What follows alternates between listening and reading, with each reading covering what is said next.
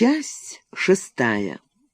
Пассионарность в этногенезе, посвященная описанию признака, без которого не зачинаются и не идут процессы этногенеза, а также посвященная характеристике его значения для этнических систем и степени их энергетического наполнения как меры активности и сопротивляемости внешним воздействиям. Глава 22. Этногенный признак или фактор X. Вот он, фактор X. А теперь прошу читателя принять мои извинения за то, что я так долго бродил вместе с ним через дебри и пустыни сюжетов географических, биологических, этнографических, а не сказал прямо, в чем секрет. Ведь читатель просто мне не поверил бы. Он сказал бы: «Но это же вполне ясно. Этнос определяется языком, расой, географической средой, социальными отношениями, самосознанием, процессом эволюции или комбинацией их всех или нескольких перечисленных факторов, которые можно выбрать по вкусу». И это мнение не только дилетантов, но и многих профессионалов, хотя оно при каждой попытке применить его к практике анализа этногенеза оказывается несостоятельным. Моей задачей было показать, что не только любой из перечисленных факторов, но и любая их комбинация не дают возможности построить гипотезу, то есть непротиворечивое объяснение всех известных в данное время фактов этногенеза, хотя число строго фиксированных фактов отнюдь не беспредельно. Отсюда вытекает, что предлагавшиеся решения были несовершенны. Следовательно, возникает право на поиск решения нового, то есть построение оригинальной гипотезы.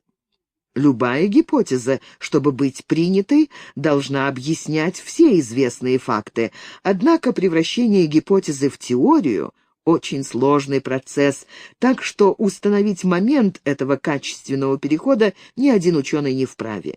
Его задача иная – изложить свою точку зрения и представить ее обоснование на суд современников и потомков. Под психологией на организменном уровне ныне понимают физиологию высшей нервной деятельности с учетом гормональных воздействий, которая проявляется в поведении людей. Индивидуальная психология часто интегрируется в системы высших порядков, социальную и этническую психологию, но при нашей постановке вопроса размеры системы дело не меняют. Поэтому для нашего анализа не безразличны мотивации поступков отдельных людей, ибо из них слагаются этнические стереотипы поведения. Этнопсихология, в отличие от психологии, изучает мотивы поведения систем на популяционном уровне, то есть на порядок выше организменного, который тоже система и достаточно сложная. В прямом наблюдении этнопсихология для нас недоступна, но ее функция, этническое поведение, легко воспринимаема и ощущаема. Как писали Маркс и Энгельс, никто не может сделать что-нибудь, не делая это ради какой-либо из своих потребностей и ради органа этой потребности. Сноска. Маркс, Энгельс, сочинение, второе издание, том 3, страница 245, конец сноски. Потребности человека поддаются классификации, для коей предложено много ступеней дробности, нам ненужных. Сноска. Подробнее об этом в работе Симонов «Высшая нервная деятельность человека. Мотивационно-эмоциональные аспекты. Москва. 1975 год. Страницы 27-29. Конец сноски.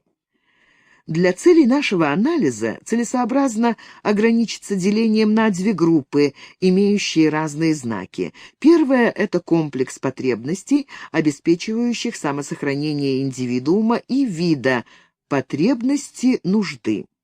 Вторая — мотивы иного рода, благодаря которым происходит интеллектуальное освоение непознанного и усложнение внутренней организации, потребности роста. То, что Достоевский описал в «Братьях Карамазовых» как потребность познания, ибо тайна человеческого бытия не в том, чтобы только жить, а в том, для чего жить, и при этом устроиться непременно всемирно, потому что человеку нужна общность идеалов, то, что мы бы назвали этнической доминантой. Но ведь последняя не возникает сама по себе, а появляется и меняется вместе с фазами этногенеза, то есть является функцией искомого фактора X. Теперь мы почти у цели. Условия, в которых начинаются процессы этногенеза, весьма вариантны.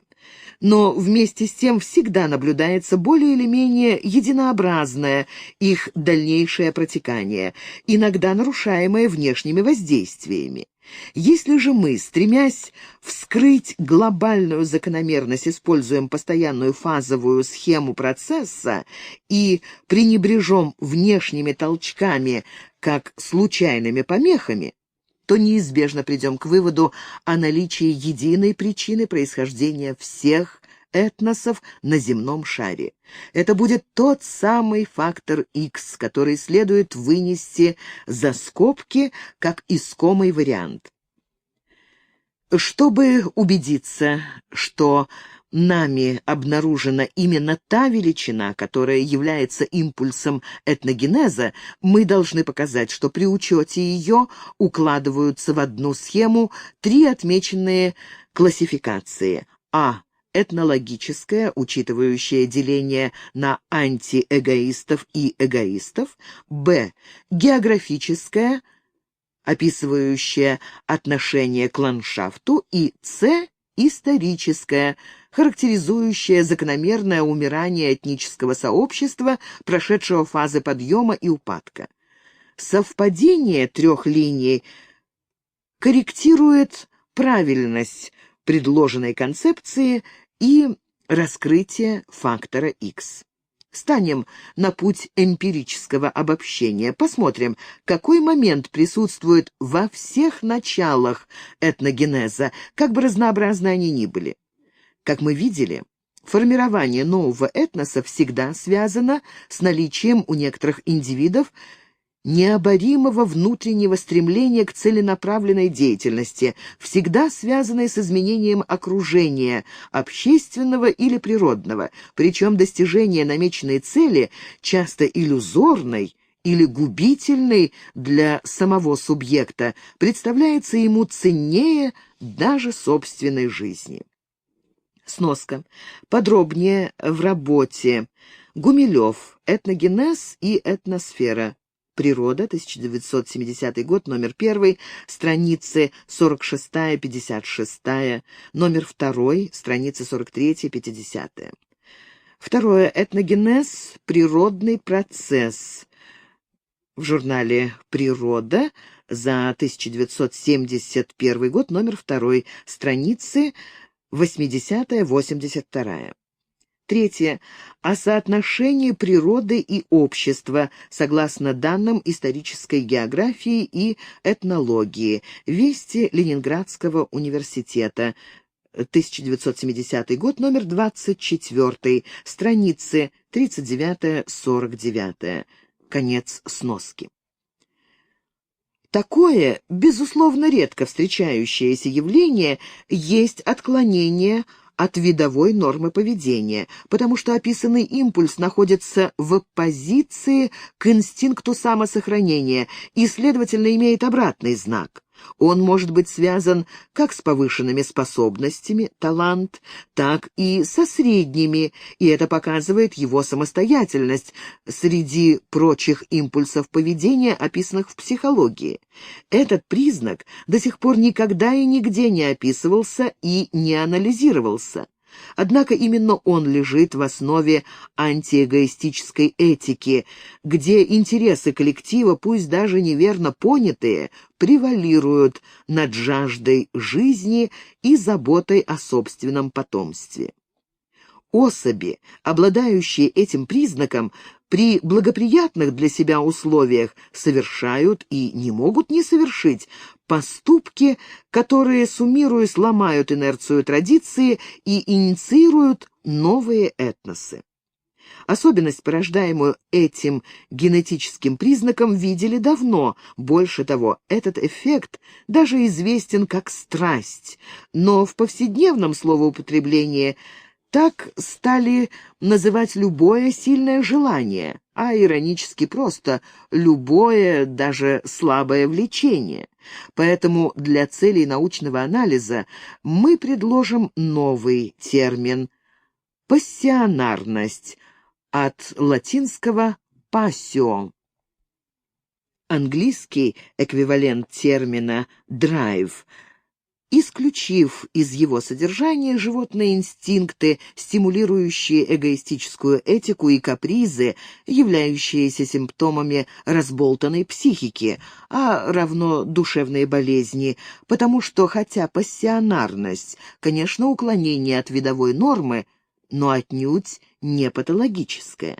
В дальнейшем мы уточним содержание понятия «пассионарность», указав на ее физическую основу. Фридрих Энгельс о роли страстей человеческих. Энгельс ярко описывает силу страстей человеческих и их роль в истории. Цивилизация совершила такие дела, до каких древнее родовое общество не доросло даже в самой отдаленной степени, но она совершила их, приведя в движение самые низменные побуждения и страсти людей и развив их в ущерб всем их остальным задаткам. Низкая алчность была движущей силой цивилизации с ее первого до сегодняшнего дня. Богатство, еще раз богатство и трижды богатство, богатство не общества, а вот этого отдельного жалкого индивида было ее единственной определяющей целью. Если при этом в недрах этого общества все более развивалась наука и повторялись периоды высшего расцвета искусства, то только потому, что без этого невозможны были бы все достижения нашего времени в области накопления богатства. Сноска. Маркс Энгельс. Сочинение. Том 21. Страница 176. Далее цитируется эта же работа. Конец сноски.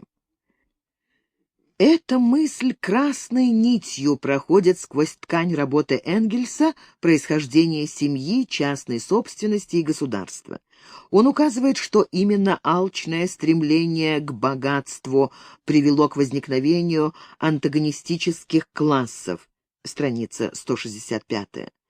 Говоря о падении родового строя в обществе, в том обществе, где функционирующие этносы находятся, по нашему мнению, в фазе гомеостаза, Энгельс писал: «Власть этой первобытной общности должна быть сломлена, и она была сломлена, но она была сломлена под такими влияниями, которые прямо представляются нам упадком, грехопадением по сравнению с высоким нравственным уровнем старого родового общества.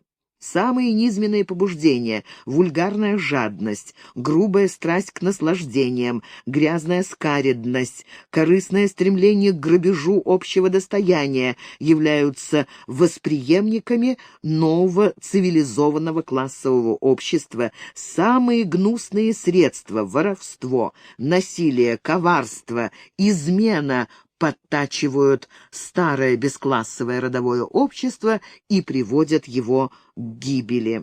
Страница 99. Так смотрел Энгельс на прогрессивное развитие человечества. Алчность же — эмоция, коренящаяся в сфере подсознания, функция высшей нервной деятельности, лежащая на грани психологии и физиологии. Равноценными эмоциями являются жадность, страсть к наслаждениям, скаредность, корысть, упоминаемые Энгельсом, а также властолюбие, честолюбие, зависть, тщеславие. С обывательских позиций это дурные чувства. Но с философских дурными или хорошими могут быть только мотивы поступков, причем сознательные и свободно выбранные, а эмоции могут быть только приятными или неприятными, и то смотря, какие поступки они порождают. А поступки могут быть и бывают самые различные, в том числе объективно полезные для коллектива. Например, тщеславие заставляет артиста добиваться одобрения аудитории и тем совершенствовать свой талант. Властолюбие стимулирует активность политических деятелей, подчас необходимую для государственных решений. Жадность ведет к накоплению материальных ценностей и так далее. Ведь все эти чувства — модусы пассионарности, свойственны почти всем людям, но в чрезвычайно разных дозах. Пассионарность может проявляться в самых различных чертах характера, с равной легкостью порождая подвиги и преступления, созидание блага и зло, но не оставляя места бездействию и спокойному равнодушию. Столь же категорично высказывался и Гегель в своих лекциях по философии истории.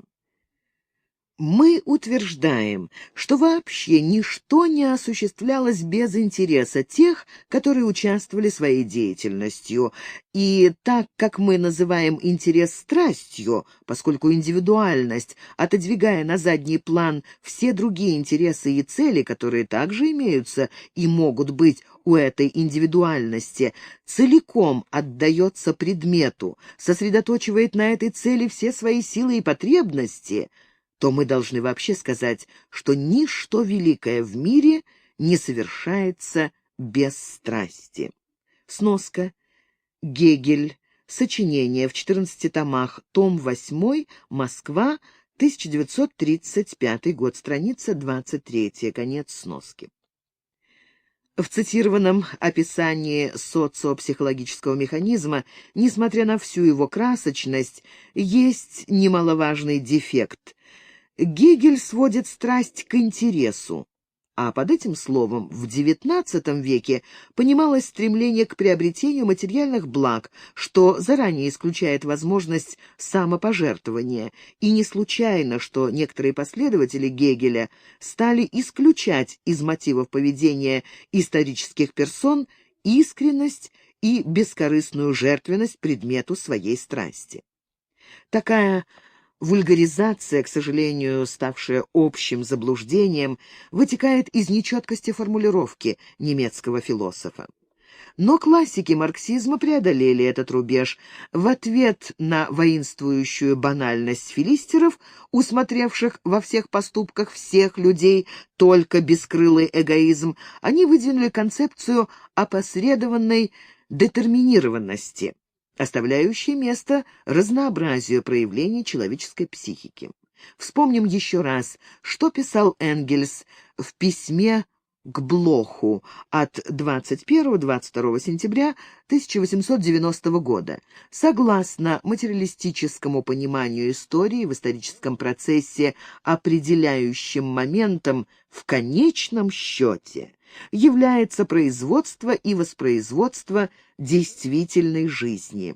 Ни я, ни Маркс большего никогда не утверждали. Если же кто-нибудь искажает это положение в том смысле, что экономический момент является будто единственно определяющим моментом, то он превращает это утверждение в ничего не говорящую, абстрактную, бессмысленную фразу. Сноска. Маркс Энгельс. Сочинение. Том 37. Страница 394. Конец сноски. Да, идеи — это огни в ночи, манящие ученых к новым и новым свершениям, а не вериги, сковывающие движение и творчество. Уважение к предшественникам состоит в том, чтобы продолжить их подвиг, а не забывать о том, что они сделали и для чего. Глава 23.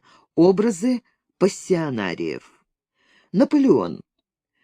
Поручик артиллерии Наполеон Бонапарт в молодости был беден и мечтал о карьере. Это банально и потому понятно. Благодаря личным связям с Огюстеном Робеспьером он был произведен в капитаны, после чего взял Тулон и, став в результате этого генералом, в октябре 1795 года подавил мятеж роялистов в Париже. Карьера его была сделана, но богатства она ему не принесла, равно как и брак с красавицей Жозефиной Багарне. Однако уже итальянская компания сделала Бонапарта богачом, так что остальную жизнь он мог бы прожить не трудясь. Но что-то потянуло его в Египет, а потом толкнуло на смертельный риск 18-го Брюмера. Что? Властолюбие и ничто иное. А когда он стал императором французов, разве он успокоился? Нет, он принял на себя непомерную тяжесть войн, дипломатии, законодательной работы и даже предприятий, которые отнюдь не диктовались истинными интересами французской буржуазии, вроде Испанской войны и похода на Москву. Конечно, Наполеон всякий раз по-разному объяснял мотивы своих поступков, но действительным источником их была неуемная жажда деятельности, не оставившая его даже на острове Святой Елены, где он написал свои мемуары только потому, что не мог находиться без дела. Для современников стимул деятельности Наполеона оставался загадкой. И недаром парижские буржуа приветствовали русскую армию, вступавшую в Париж в 1814 году возгласами «Мы не хотим войны, мы хотим торговать». И действительно, король-буржуа Луи Филипп, выполнявший социальный заказ растущего французского капитализма, прекратил ставшую традицией войну с Англией и перенес деятельность своих воинственных подданных в Алжир, ибо это было выгоднее, безопаснее и не затрагивало большинства французов, желавших мира и покоя. Но почему Наполеон после Амьенского мира не поступил так же? Поскольку он был не Луи Филипп, то парижские лавочники не могли ему ничего приказать. Они только удивлялись, зачем император вечно стремится воевать. Точно так же Александра Македонского не понимали даже его друзья, как называли ближайших сподвижников царя-завоевателя. Александр Македонский.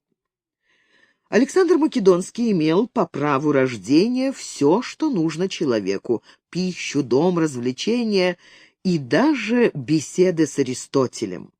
И тем не менее он бросился на Беотию, Иллирию и Фракию только потому, что те не хотели помогать ему в войне с Персией, в то время как он якобы желал отомстить за разрушения, нанесенные персами во время греко-персидских войн, о которых успели забыть сами греки.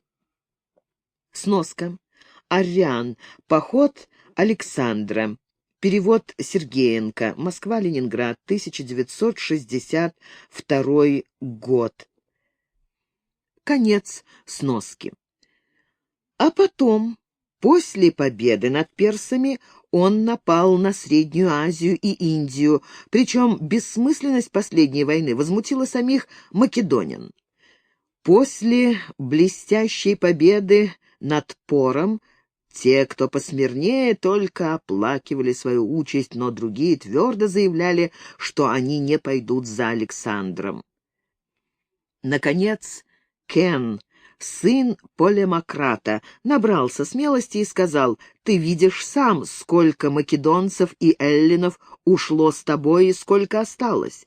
Эллины, поселенные в основанных тобой городах, и те остались не совсем добровольно. Одни погибли в боях, другие рассеялись где-то по Азии. Еще больше умерло от болезней, осталось немного, и у них уже нет прежних сил, а духом они устали еще больше. Все, у кого еще есть родители, тоскуют о них, тоскуют о женах и детях, тоскуют по родной земле, и тоска по ней простительна им. Они ушли бедняками, и теперь, поднятые тобой, они жаждут увидеть ее, став видными и богатыми людьми. Не веди солдат против их воли. Это точка зрения умного и делового человека, учитывавшего и выражавшего настроение войска. Нельзя не признать, что по всем соображениям реальной политики Кен был прав.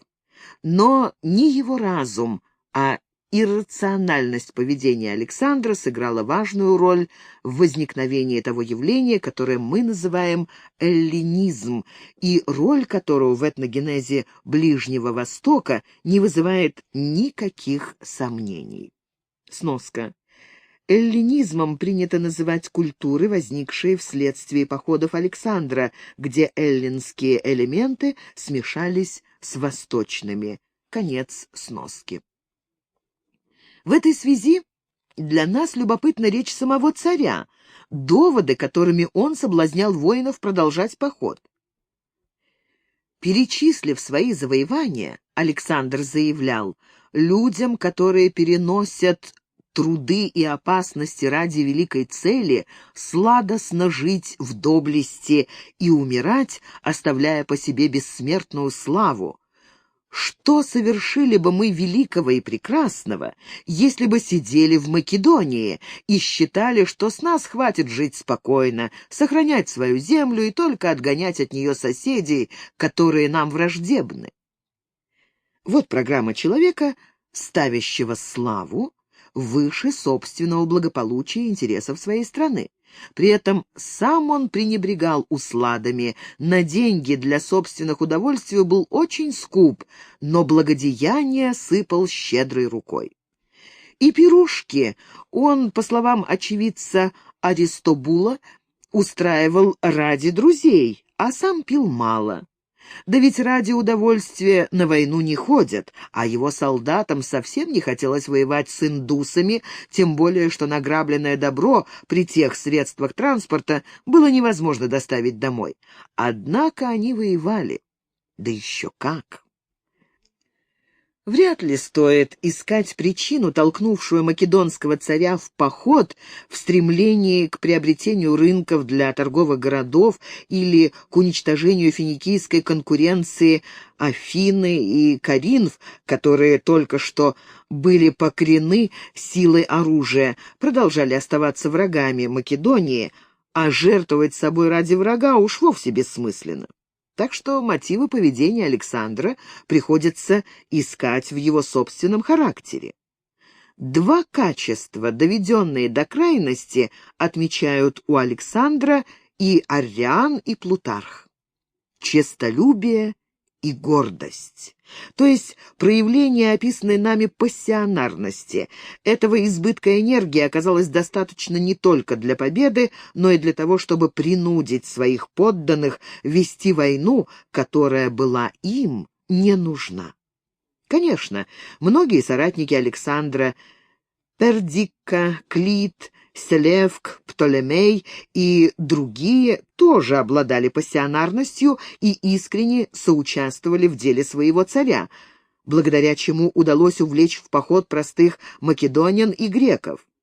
Не один человек, а целая группа пассионарных людей в составе македонской армии смогла сломить персидскую монархию и создать на ее месте несколько македонских царств и даже новый этнос — сирийский. Сами же македонне и персы преобразились в новых условиях до неузнаваемости, став добычей римлян и парфян. Но, может быть, именно идея совмещения Эллады с Востоком толкнула Александра на его подвиги? Нет, он обучался философии у Аристотеля, а последний его такому не учил. Да и хронологически эта идея возникла не до, а после завоевания Персии, иначе не был бы сожжен дворец в Персеполе. Компромисса не ищут, уничтожая шедевры искусства побежденного народа.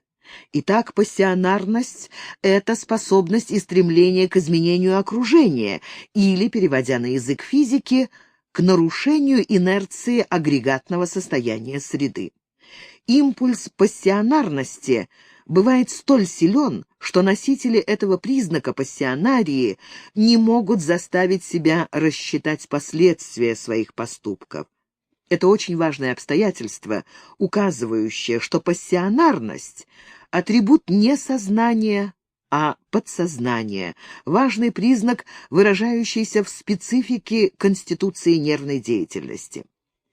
Степени пассионарности различны, но для того, чтобы она имела видимые и фиксируемые истории и проявления, необходимо, чтобы пассионариев было много.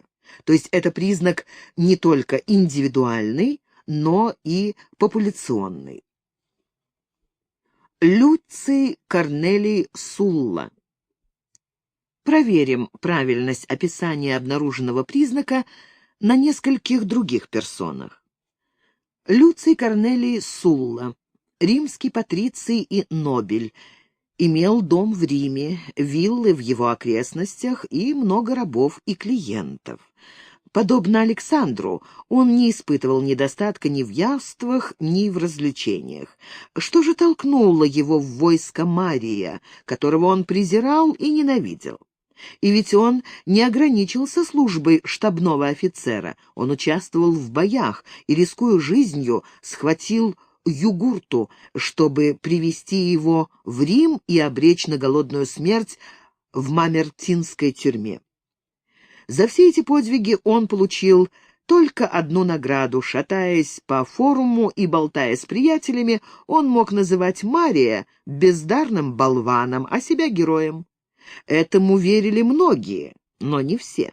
Тогда Сулла снова полез в драку, выдержал поединок с вождем варваров, вторгшихся в Италию, убил его и стал хвастаться еще больше. Но и этого ему показалось мало. Мария он, допустим, превзошел, но оставалась память об Александре. Сулла решил покорить Восток и прославить себя больше македонского царя. Тут ему сказали: «Хватит, дай поработать и другим». Казалось бы, Сулла должен был быть доволен. Его заслуги перед Римской республикой признаны, дом полная чаша, все кругом уважают и восхищаются. Живи да радуйся. Но Сулла поступил иначе. Возмутил легионы, взял приступом родной город, причем шел на баррикады без шлема, чтобы вдохновить своих соратников, и добился, чтобы его послали на очередную нелегкую войну. Что его толкало? Очевидно, стремления к выгоде не было. Но с нашей точки зрения внутренний нажим пассионарности был сильнее и инстинкта самосохранения, и уважения к законам, воспитанного в нем культуры и обычаям. Дальнейшее — просто развитие логики событий, то, что во время Пушкина называлось «силою вещей». Хороший забытый термин. Это уже относится полностью к исторической науке, которая подкрепляет этнологию. Марий в 87 году до нашей эры выступил против Суллы с войском из ветеранов и рабов, которым была обещана свобода. Его поддержал консул Цинна, привлекший на сторону популяров-италиков, то есть угнетенные этносы. Взяв Рим, Марий приказал самому гуманному из своих полководцев перебить воинов из рабов, ибо опора на них его компрометировала. И 4000 человек были зарезаны во время сна своими боевыми товарищами. Расправа сия показала, что популяры при всей их демократической декламации мало отличались от своих противников, оптиматов. Но все же отличие было. Сулла тоже мобилизовал в свое войско 10 тысяч рабов, но после победы наградил их земельными участками и римским гражданством. Различие между Марием и Суллой больше определяется личными качествами, нежели программами партии. При этом, в отличие от Александра, Сулла не был честолюбив и горд, ибо сам отказался от власти, как только почувствовал себя удовлетворенным. Он был крайне тщеславен и завистлив, но эти качества только проявление пассионарности. И опять-таки подчеркнем, что успех Суллы зависел не только от его личных качеств, но и от контакта с окружением. Его офицеры Помпей, Лукул, Крас и даже некоторые легионеры были тоже пассионарны, чувствовали и действовали в унисон с вождем, иначе Сулла не стал бы диктатором Рима. Ян Гус, Жанна д'Арк и протопоп Аввакум. Бывает и так, что пассионарий не приносит своих близких в жертву собственным страстям, а жертвует собой ради их спасения или ради идеи. Пример такого искреннего служения показал Ян Гус, профессор Пражского университета, заявивший: «Я говорил и говорю, что чехи в королевстве чешском по закону и по требованию природы должны быть первыми в должностях, так же, как французы во Франции и немцы в своих землях». Однако жертва Гуса в Констанце была бы бесплодна, если бы не Жишка и братья Прокопы, студенты Пражского университета, горожане и рыцари, крестьяне и чешские священники, выбросившие из окна ратуши нового города, район Праги, бургомистра и немецких советников бездарного короля Вацлава IV из династии Люксембургов. Они были обуреваемы гневом и мстили за несправедливый приговор своему ректору, преданному и сожженному немцами. Если же в приведенных примерах Наполеона, Александра Македонского и Люция Корнелия Суллы есть соблазн с большими натяжками увидеть героев, ведущих толпу, то здесь, при аналогичных сочетаниях событий, очевидно, что дело не в личном героизме, а в создании этнической доминанты, которая организует пассионарность системы и направляет ее к намеченной цели. Ведь известно много случаев, когда героический и патриотичный вождь не мог побудить сограждан взять в руки оружие для того, чтобы защитить себя и свои семьи от жестокого врага. Достаточно вспомнить Алексея Мурзуфла, сражавшегося на стенах Константинополя против крестоносцев в 1204 году. Вокруг Алексея была только варяжская дружина и несколько сот добровольцев, все они были убиты. А 400-тысячное население Константинополя позволило крестоносцам жечь и грабить свой город. Вот где разница между ролью предводителя и возможностями этноса, определяемыми уровнем пассионарности. Еще более показательны события, происшедшие в Риме в 41 году. Режим, установленный Августом, превратил все республиканские законы в фикцию, пышную декорацию, прикрывавшую произвол принцепса. При Тиберии и особенно при Калигуле вошли в моду жестокие расправы с богатыми людьми, имущество которых пополняло императорскую казну. Кроме того, Калигула страдал припадками паранойи, во время которых приказывал медленно убивать любого попавшегося на глаза или того, кого он случайно вспомнил. В эпоху республики такого никто не смог бы даже вообразить. Но гражданские войны унесли так много пассионариев, что сенаторы и всадники только дрожали и ждали смерти. Однако нашлись два храбрых человека — Кассий Херея и Корнелий Сабин, убившие злодея. Сенат мог взять власть, принадлежавшую ему по закону, но большая часть сенаторов разбежалась по домам, народ толпился на площади, а потом рассеялся. Телохранители императора, германцы, увидев его убитым, ушли, и переворот не состоялся. Какой-то солдат нашел перепуганного дядю Каллигулы, Клавдия, привел его к своим товарищам, и те объявили его императором за уплату 15 тысяч сестерций на каждого легионера, а в Сенате шла разноголосица, пока все когорты не примкнули к Клавдию. Заговорщики-республиканцы были казнены, и деспотическая власть восстановлена. Сноска. Гай Светоний Транквилл. Жизнь 12 Цезарей. Москва, 1964 год. Страницы 132 и 135. Конец сноски. Вот и вожди были героями, и толпа была многочисленна, но система римского этноса лишилась того энергетического наполнения пассионарностью, которое сделало римский народ победителем всех соседей, а город Рим — столицей полумира.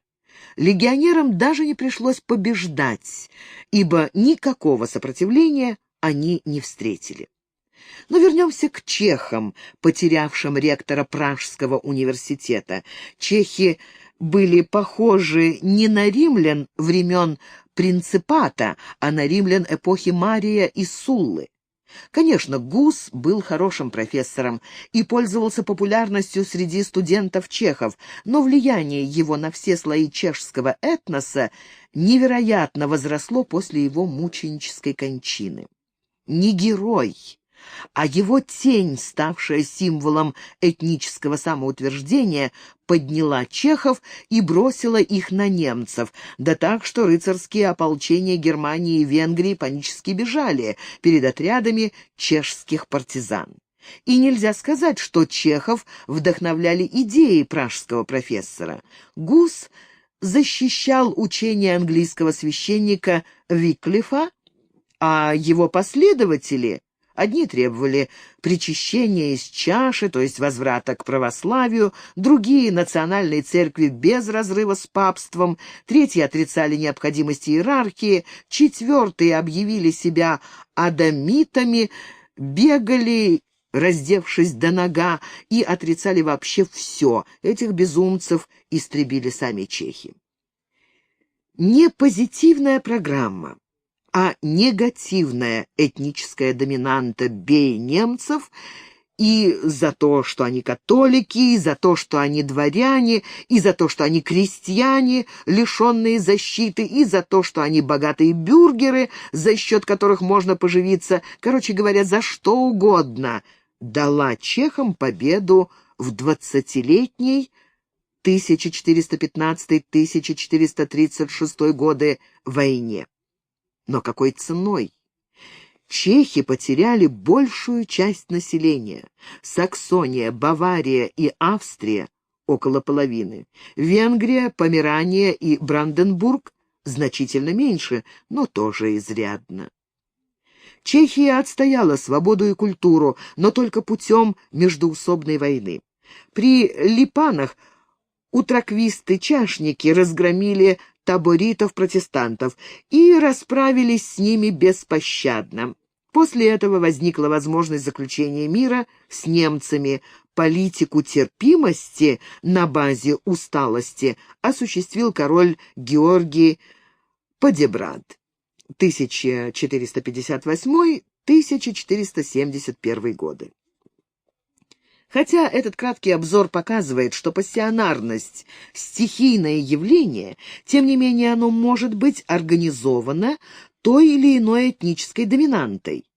Этнической доминантой мы называем явление или комплекс явлений — религиозный, идеологический, военный, бытовой, который определяет переход исходного для процесса этногенеза этнокультурного многообразия в целеустремленное единообразие.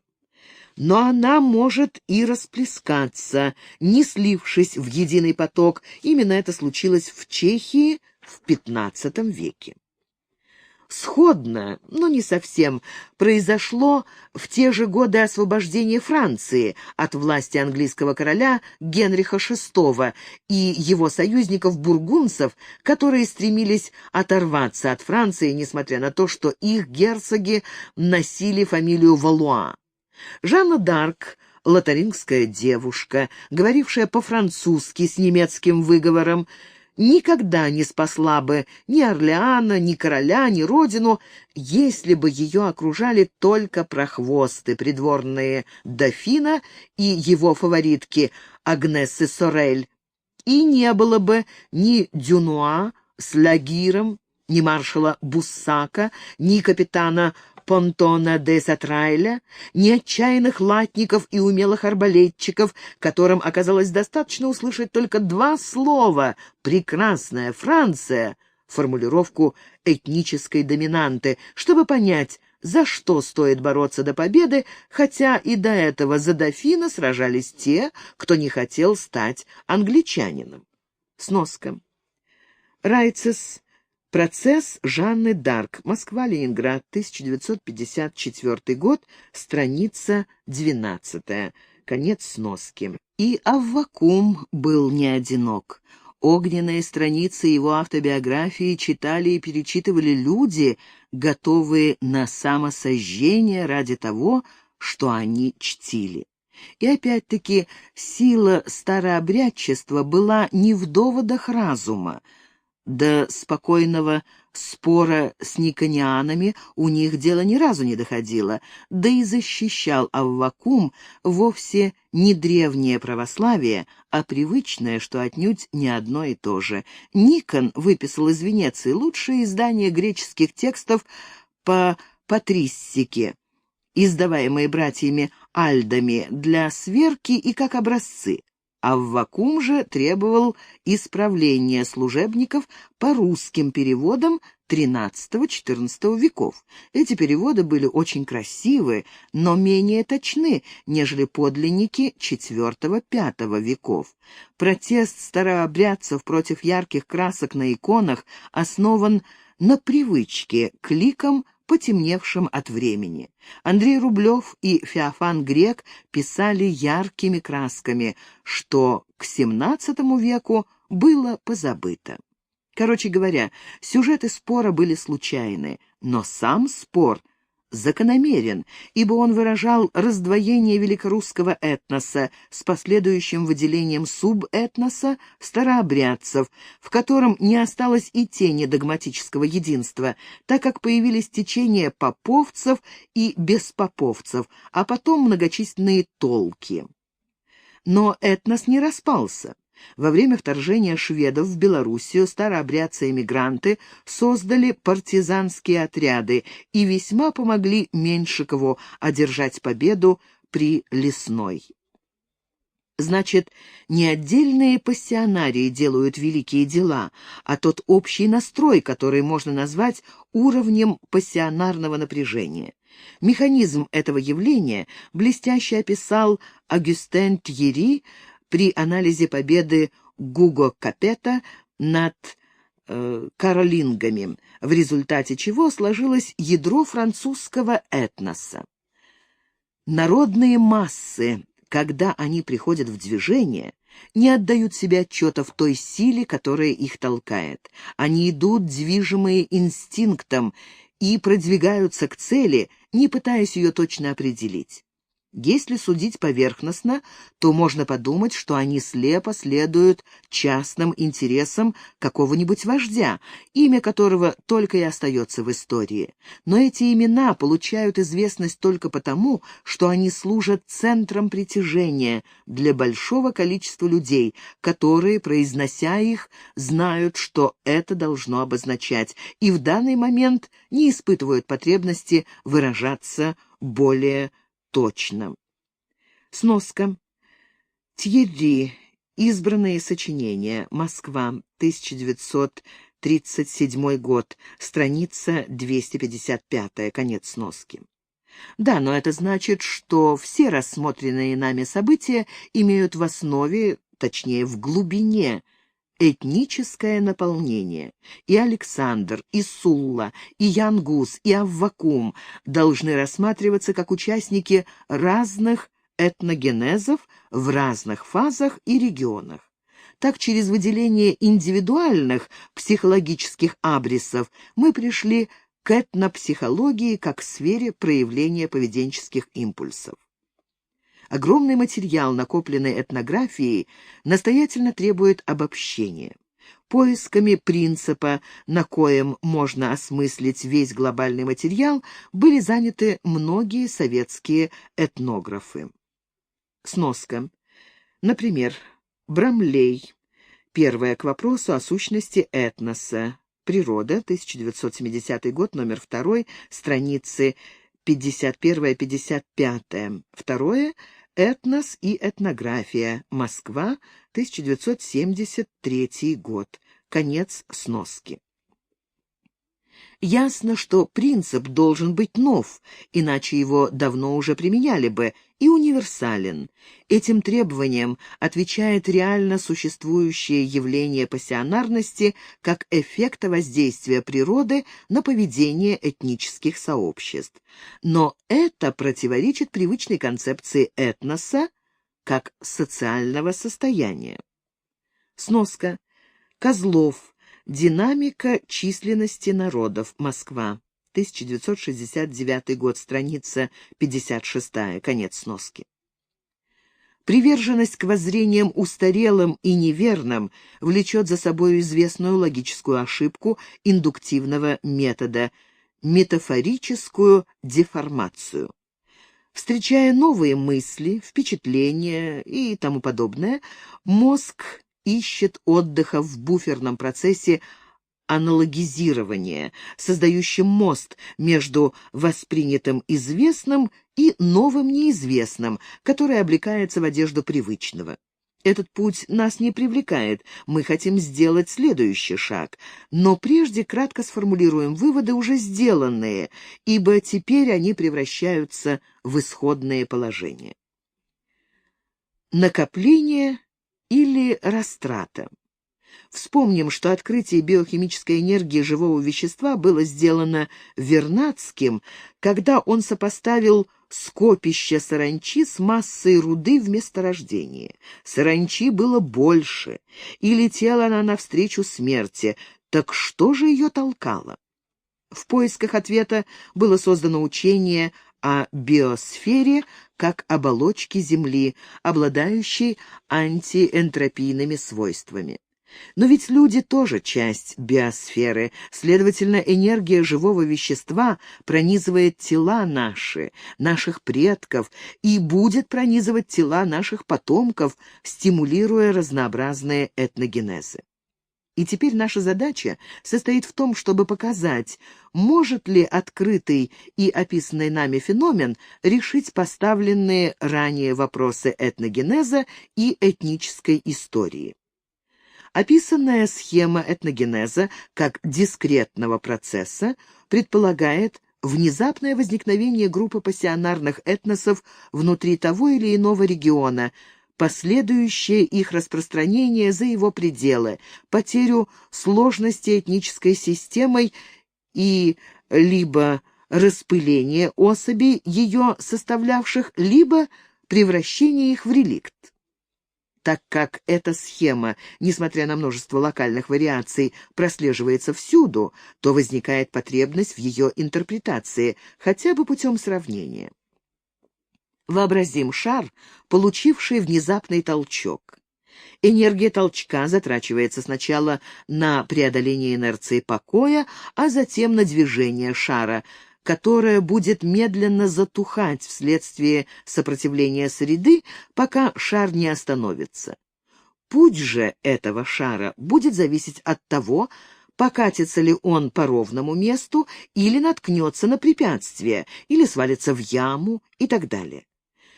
Но сколько бы раз мы не повторяли эту операцию, принцип движения один – инерция толчка, то есть растрата энергии полученного импульса. В биосфере явления такого порядка именуются сукцессиями.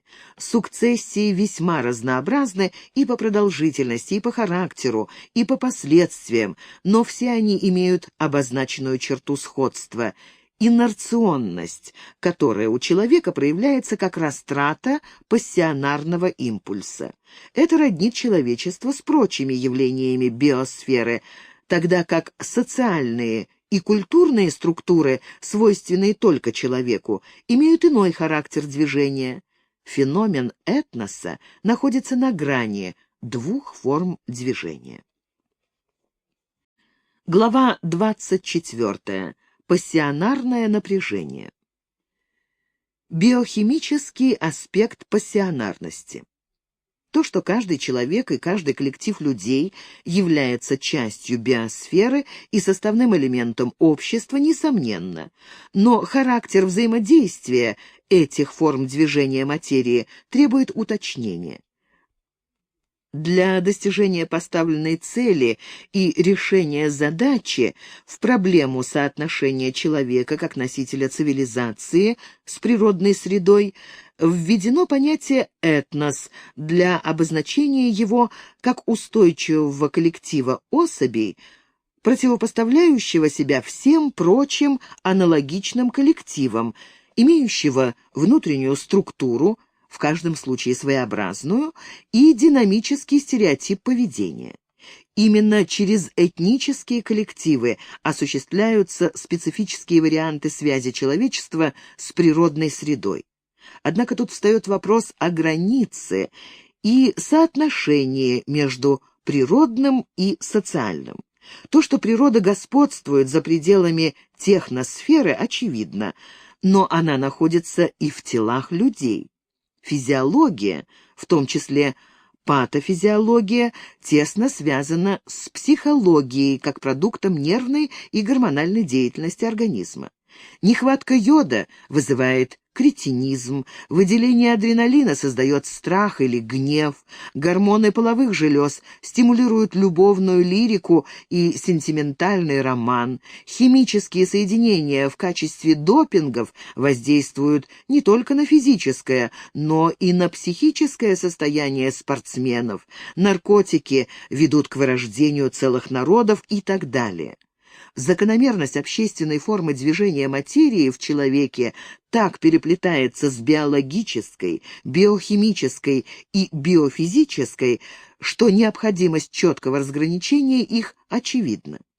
Но если это крайне трудно сделать, беря за объект исследования одного человека, то гораздо легче принять за единицу систему высшего порядка этнос, где неизбежные погрешности анализа взаимно компенсируются. Конечно, трудно описать, а тем более подсчитать пассионарность людей эпох минувших, но есть обратный ход мысли. Работа, выполняемая этническим коллективом, прямо пропорциональна уровню пассионарного напряжения. Сноска. Пассионарное напряжение этноса – это количество, имеющееся в этнической системе пассионарности, поделенное на количество персон, составляющих этнос. Конец сноски. Следовательно, подсчитывая число событий в истории этноса, пусть даже с большим допуском, мы получаем результат затрат энергии, на основании чего можем судить об исходном заряде энергии, то есть уровне пассионарности. Деяния, продиктованные пассионарностью, легко отличимы от обыденных поступков, совершаемых вследствие наличия общечеловеческого инстинкта самосохранения, личного и видового. Не менее отличаются они от реактивных акций, вызываемых внешними раздражителями, например, вторжением иноплеменников. Реакции, как правило, кратковременны и потому безрезультатны. Для пассионариев же характерно посвящение себя той или иной цели, преследуемой иной раз на протяжении всей жизни. Это дает возможность характеризовать ту или иную эпоху в аспекте пассионарности. Охарактеризовав в этом аспекте разные фазы этногенеза, изучаемого этноса, мы получим данные для построения кривой пассионарного напряжения с допустимым приближением. А при наличии ряда подобных подсчетов для разных этносов и лучше суперэтносов мы уловим общую закономерность этногенеза.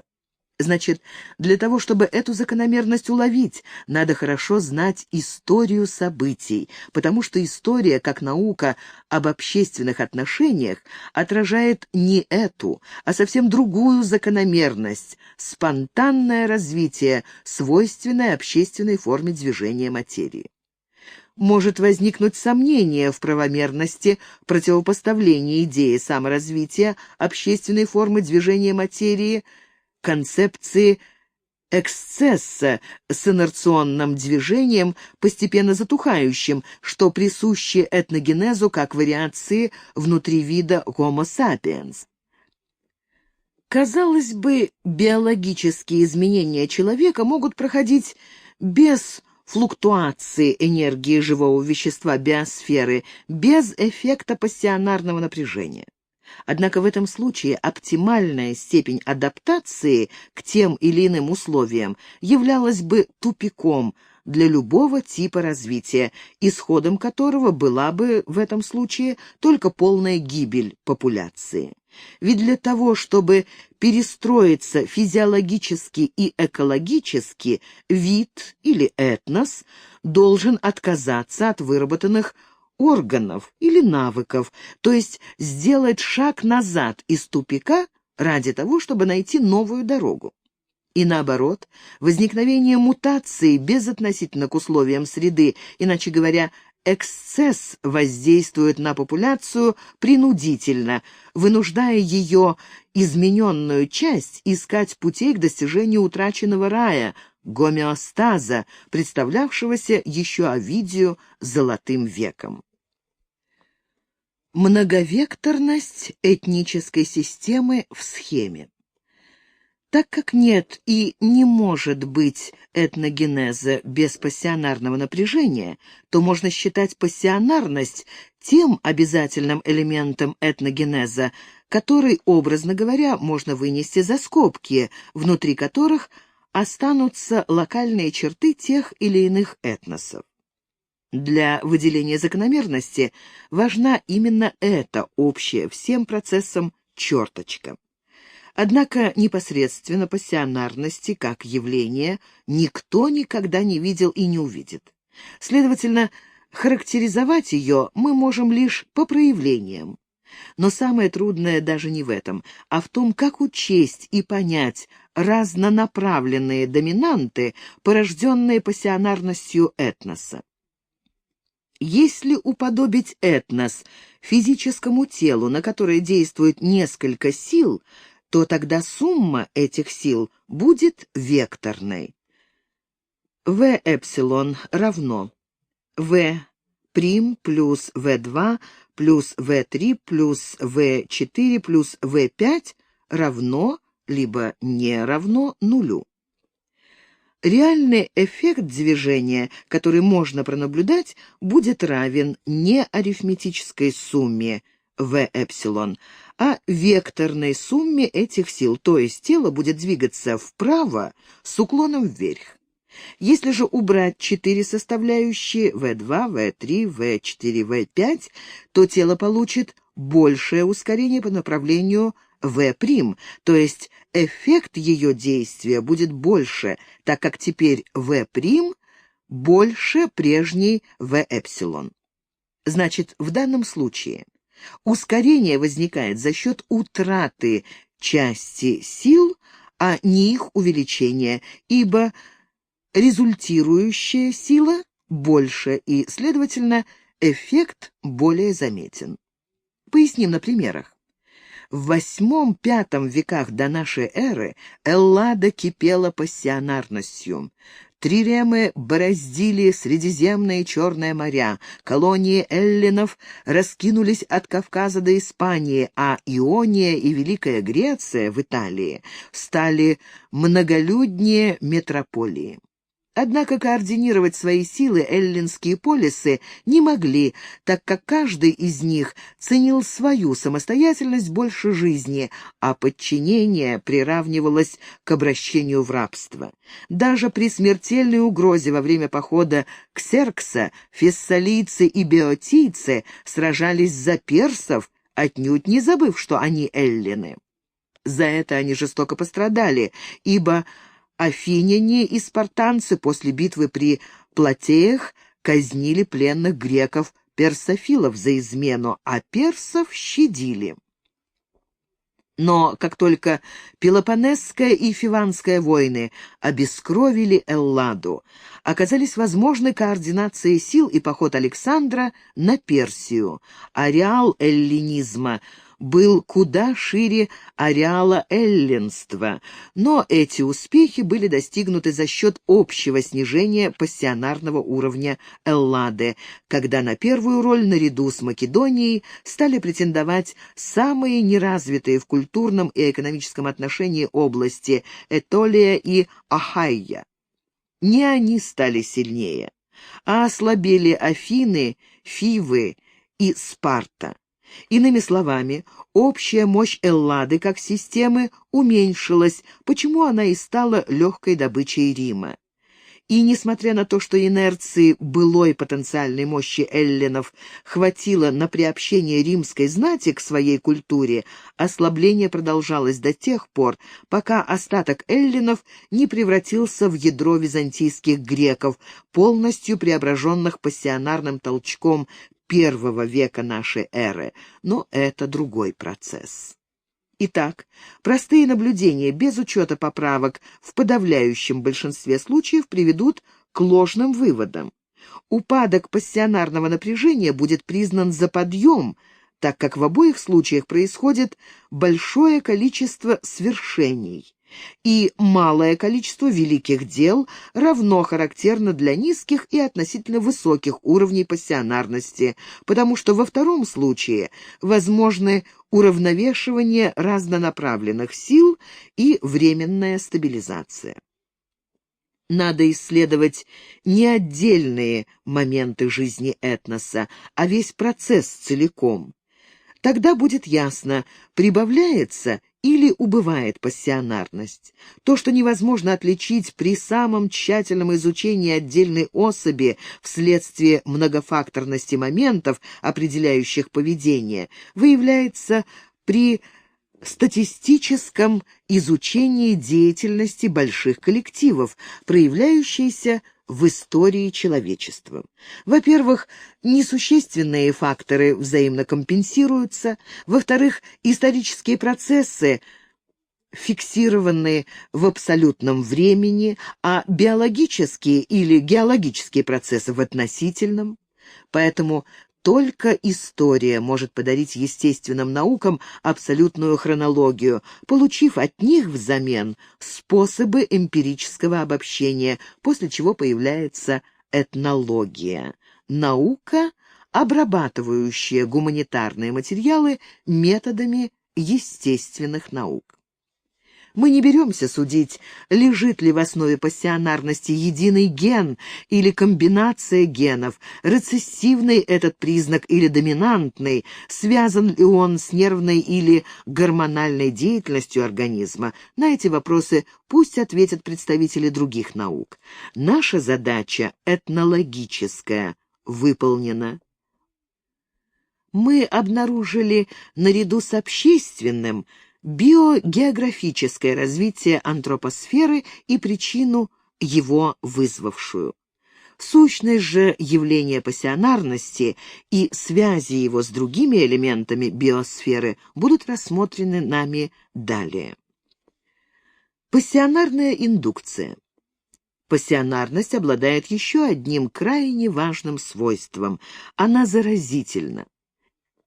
Это значит, что люди гармоничные, а в еще большей степени импульсивные, оказавшись в непосредственной близости от пассионариев, начинают вести себя так, как если бы они были пассионарны. Но как только достаточное расстояние отделяет их от пассионариев, они обретают свой природный психоэтнический поведенческий облик. Это обстоятельство без специального осмысления известно довольно широко и учитывается главным образом в военном деле. Там либо выбирают пассионариев, узнавая их интуитивно и формируют из них отборные ударные части, либо сознательно распыляют их в массе мобилизованных, чтобы поднять воинский дух. Во втором случае считается, что 2-3 пассионария могут повысить боеспособность целой роты. И это действительно так. Энгельс в статье «Кавалерия» пишет, что встречный бой двух кавалерийских частей крайне редок. Обычно одни поворачивают тыл до схватки, то есть моральный фактор, храбрость здесь превращается в материальную силу, решающим моментом которой является порыв, при котором солдат ценит победу, идеальную цель, больше собственной жизни. Сноска. Маркс Энгельс. Сочинение. Том 14. Страница 318. Конец сноски. Само собой разумеется, что кавалеристы в полку весьма не похожи друг на друга по психическим свойствам, но тем не менее в бою полк ведет себя как единое целое, более или менее пассионарное.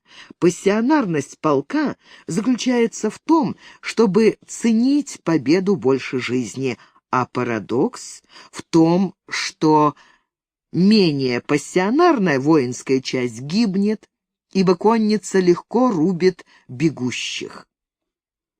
Учтем, что равно на электризовать несколько сот человек можно только путем индукции, то есть воздействием на каждую особь зарядом пассионарности другой особи. Логичным продолжением аналогии будет гипотеза пассионарного поля, подобие электромагнитного поля, обладающего совсем иными свойствами воздействия на психологию популяций сравнительно с индивидуальными психологиями тех же людей, взятых по отдельности. И в отличие от теории героя и толпы, суть не в том, что герой руководит воинской частью, а в том, что благодаря наличию среди солдат нескольких пассионарных, но больше ничем не примечательных особей, сама часть приобретает отмеченный Энгельсом порыв, что подчас выручает даже бездарного полководца. Например, никто не пытался сравнить таланты Бенниксена, Витгенштейна, Веллингтона и Блюхера с талантом Наполеона. Но порыв русских, английских и прусских войск в 1813-14 годах был сильнее, нежели у французских новобранцев, почти детей. Самое важное, пожалуй, заключается в том, что в подобных критических ситуациях воздействовать на сознание, то есть на рассудок людей, как правило, бесполезно. И никакие доводы не помогают. Вспомним трагедию Ганнибала, задыхавшегося в неравной войне на пороге победы. После битвы при Каннах ему нужно было небольшое подкрепление, отряд пехоты, чтобы взять Рим и тем спасти Карфаген. Доводы, которыми оперировали в Карфагенском совете старейшин послы Ганнибала и сторонники фамилии Барка, были безукоризнены. Но желающий не слышать не услышит, стремящийся не понять не поймет. Старейшины Карфагена послали полководцу ответ: «Ты же побеждаешь, так зачем тебе еще войска?» Чем обрекли на гибель своих внуков. А ведь нельзя сказать, что карфагенские правители были глупыми или трусливыми, но влияние отсутствующего на них не распространялось, а когда побежденный Ганнибал вернулся в родной город, то оказалось, что его популярность столь велика, что могучие соперники вынуждены были склониться перед ним, и только ультиматум Римского сената вынудил Ганнибала покинуть родину. Ганнибал сам принял решение пожертвовать собой, ибо понимал, что попытка сопротивления обречена. И еще один пример, на этот раз из истории литературы. 8 июля 1880 года Достоевский на заседании Общества любителей российской словесности произнес речь о Пушкине. Успех был, по воспоминаниям очевидцев, грандиозен. Однако в чтении эта речь особого впечатления не производит. Она никак не идет в ряд с главами из братьев Карамазовых. Видимо, личное присутствие Достоевского сыграло не последнюю роль в усилении воздействия его речи на зрителей. Пассионарная индукция проявляется всюду. Это особенно очевидно в наше время, когда любители музыки или театра осаждают подъезды консерватории или МХАТа. Ведь они великолепно понимают, что впечатление от тех же пьес, переданных по радио или телевидением, неравноценно тому, которое они получают в зале театра. Пусть этот пример микроскопичен по сравнению с явлениями этногенеза, но закономерность тут и там одна и та же. Ярким примером пассионарной индукции является сражение на Аркольском мосту в 1796 году. Австрийскую и французскую армии разделяла неглубокая, но вязкая речка, через которую был перекинут мост. Трижды бросались французы в атаку, но были отброшены австрийской картечью. Наконец, когда солдат уже, казалось, невозможно было поднять на новый бросок, генерал Наполеон Бонапарт схватил знамя и бросился вперед, и за ним, как за магнитом, притягивающим железные опилки, потекла на мост вся колонна гренадеров.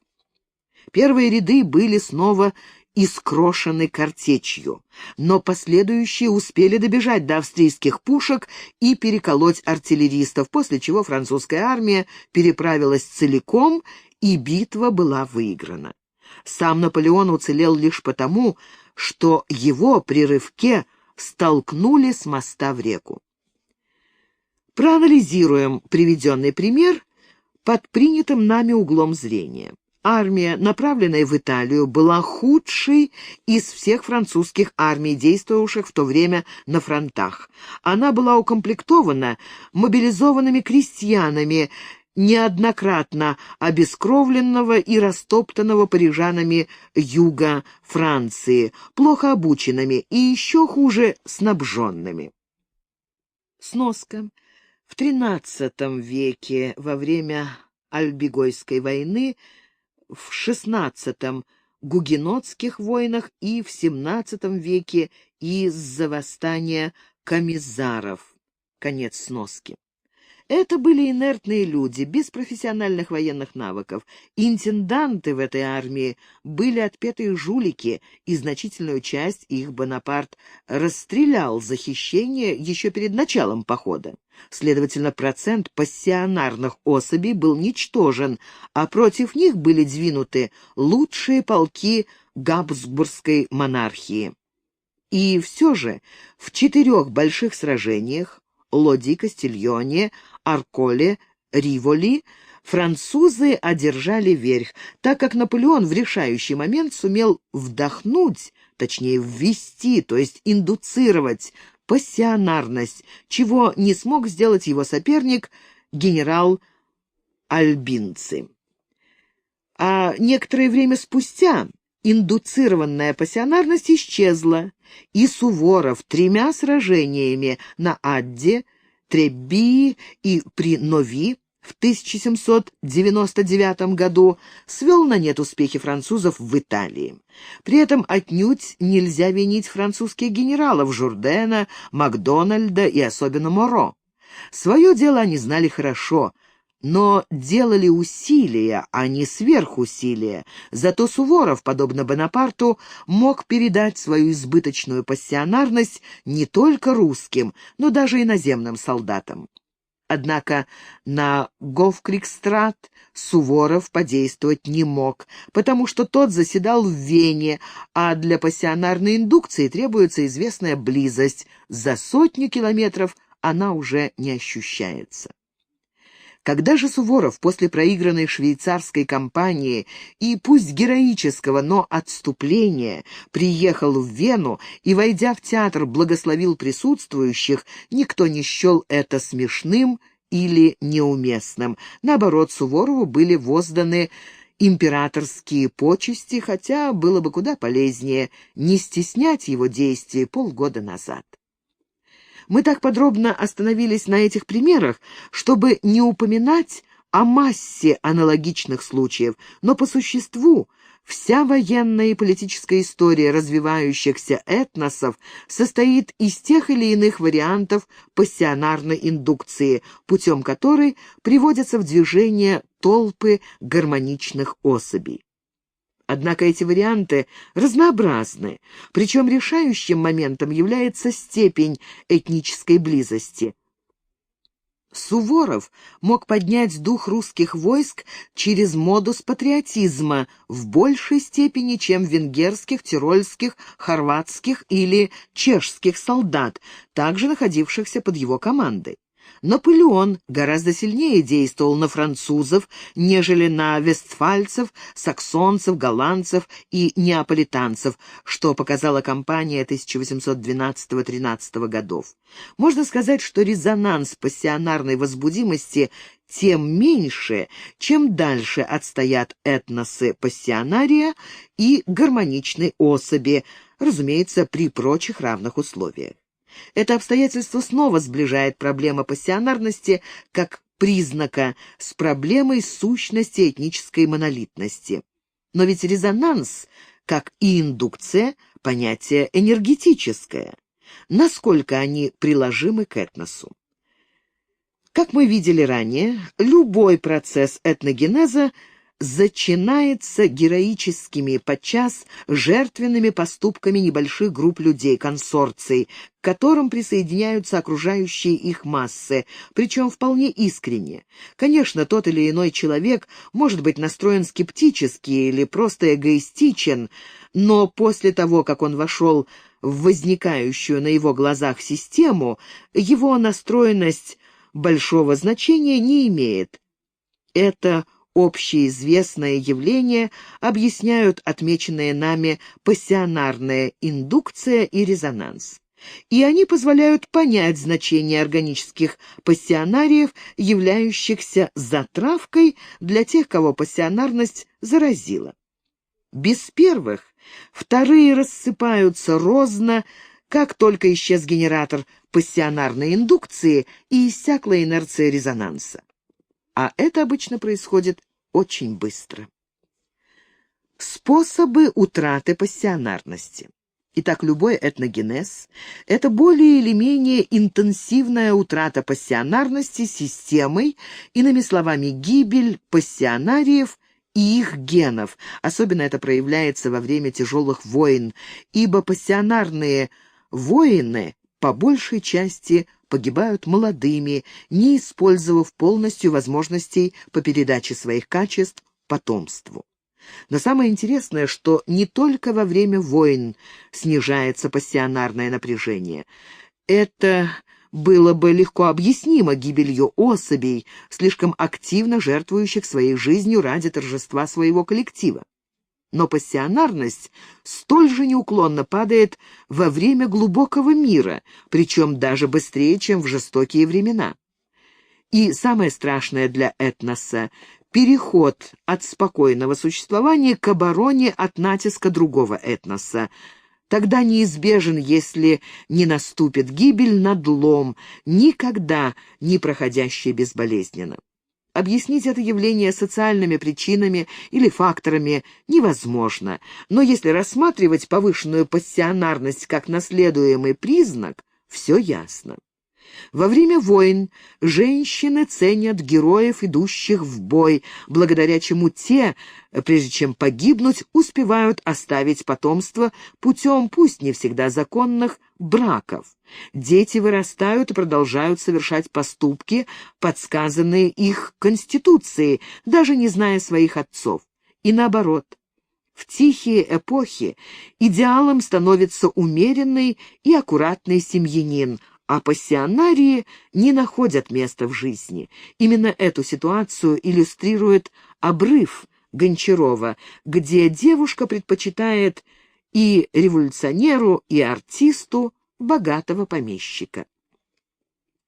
Ту же закономерность мы наблюдаем там, где семья полигамна и женщина как будто бесправна.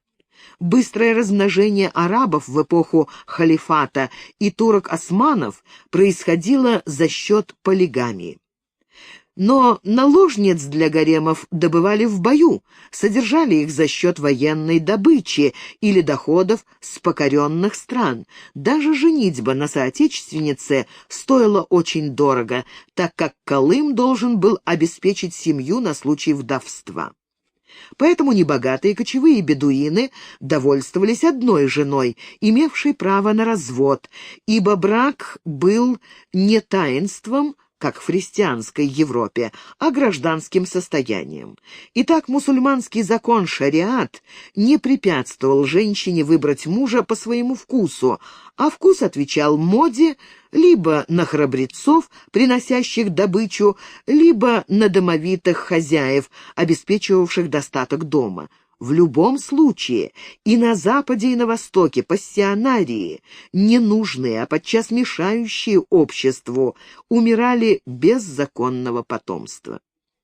Их исчезновение из популяции проходило незамеченным, пока внешние удары не потрясали этнос, а когда это происходило, оказывалось, что утрата невосполнима.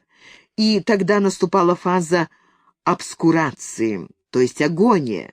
Значит, мы имеем право утверждать, что этнические процессы не являются разновидностью социальных, хотя и постоянно взаимодействуют с ними, что составляет многообразие исторической географии, где как бы в фокусе сопрягаются те и другие.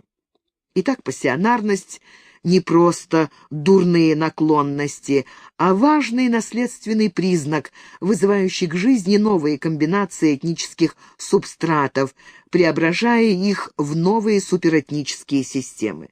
Теперь мы знаем, где искать его причину.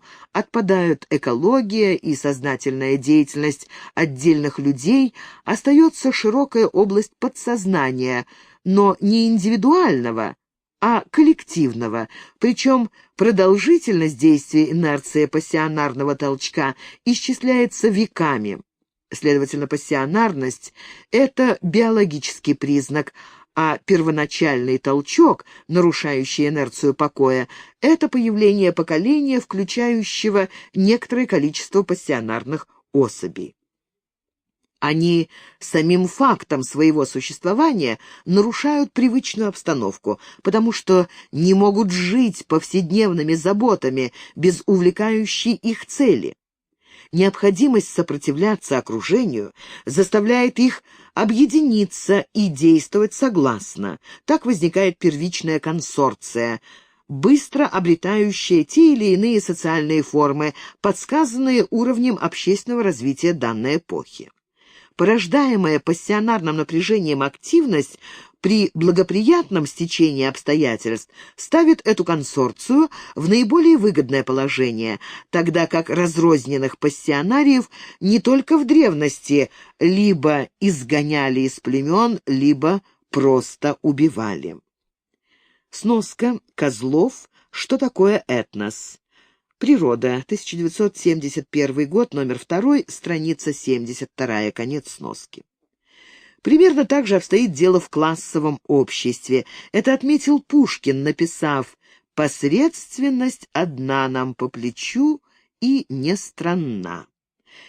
Евгений Онегин, главы 8-9. Правильно.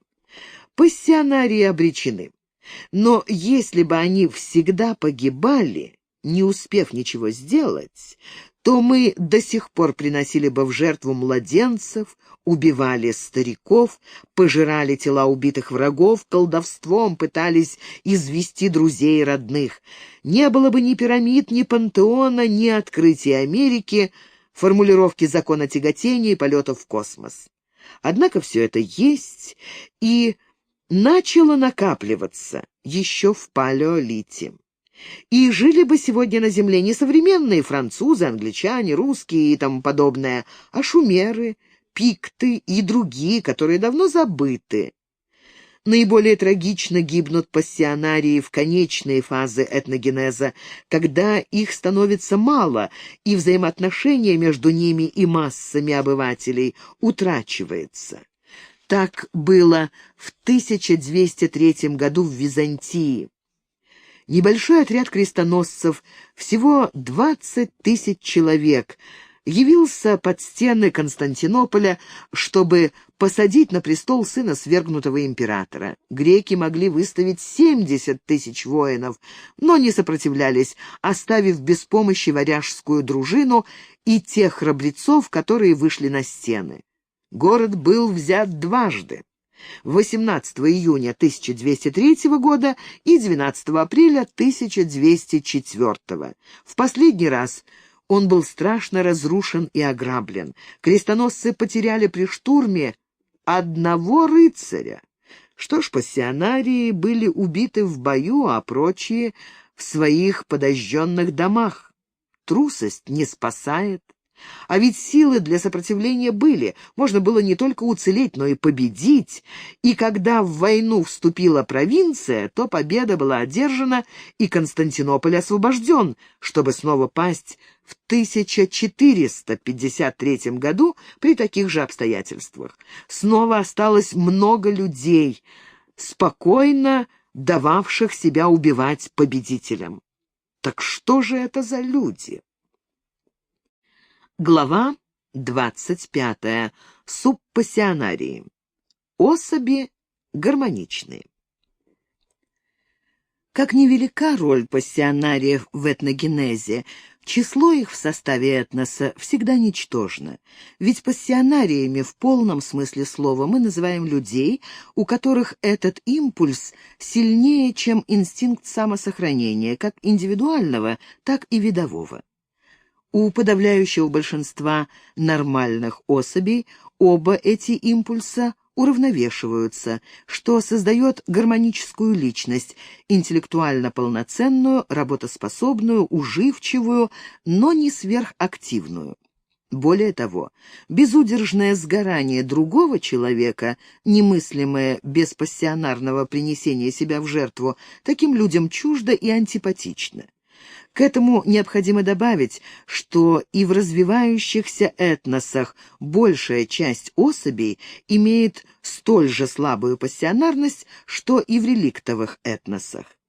Разница лишь в том, что в динамических этносах присутствуют и действуют пассионарии, вкладывающие свою избыточную энергию в развитие своей системы.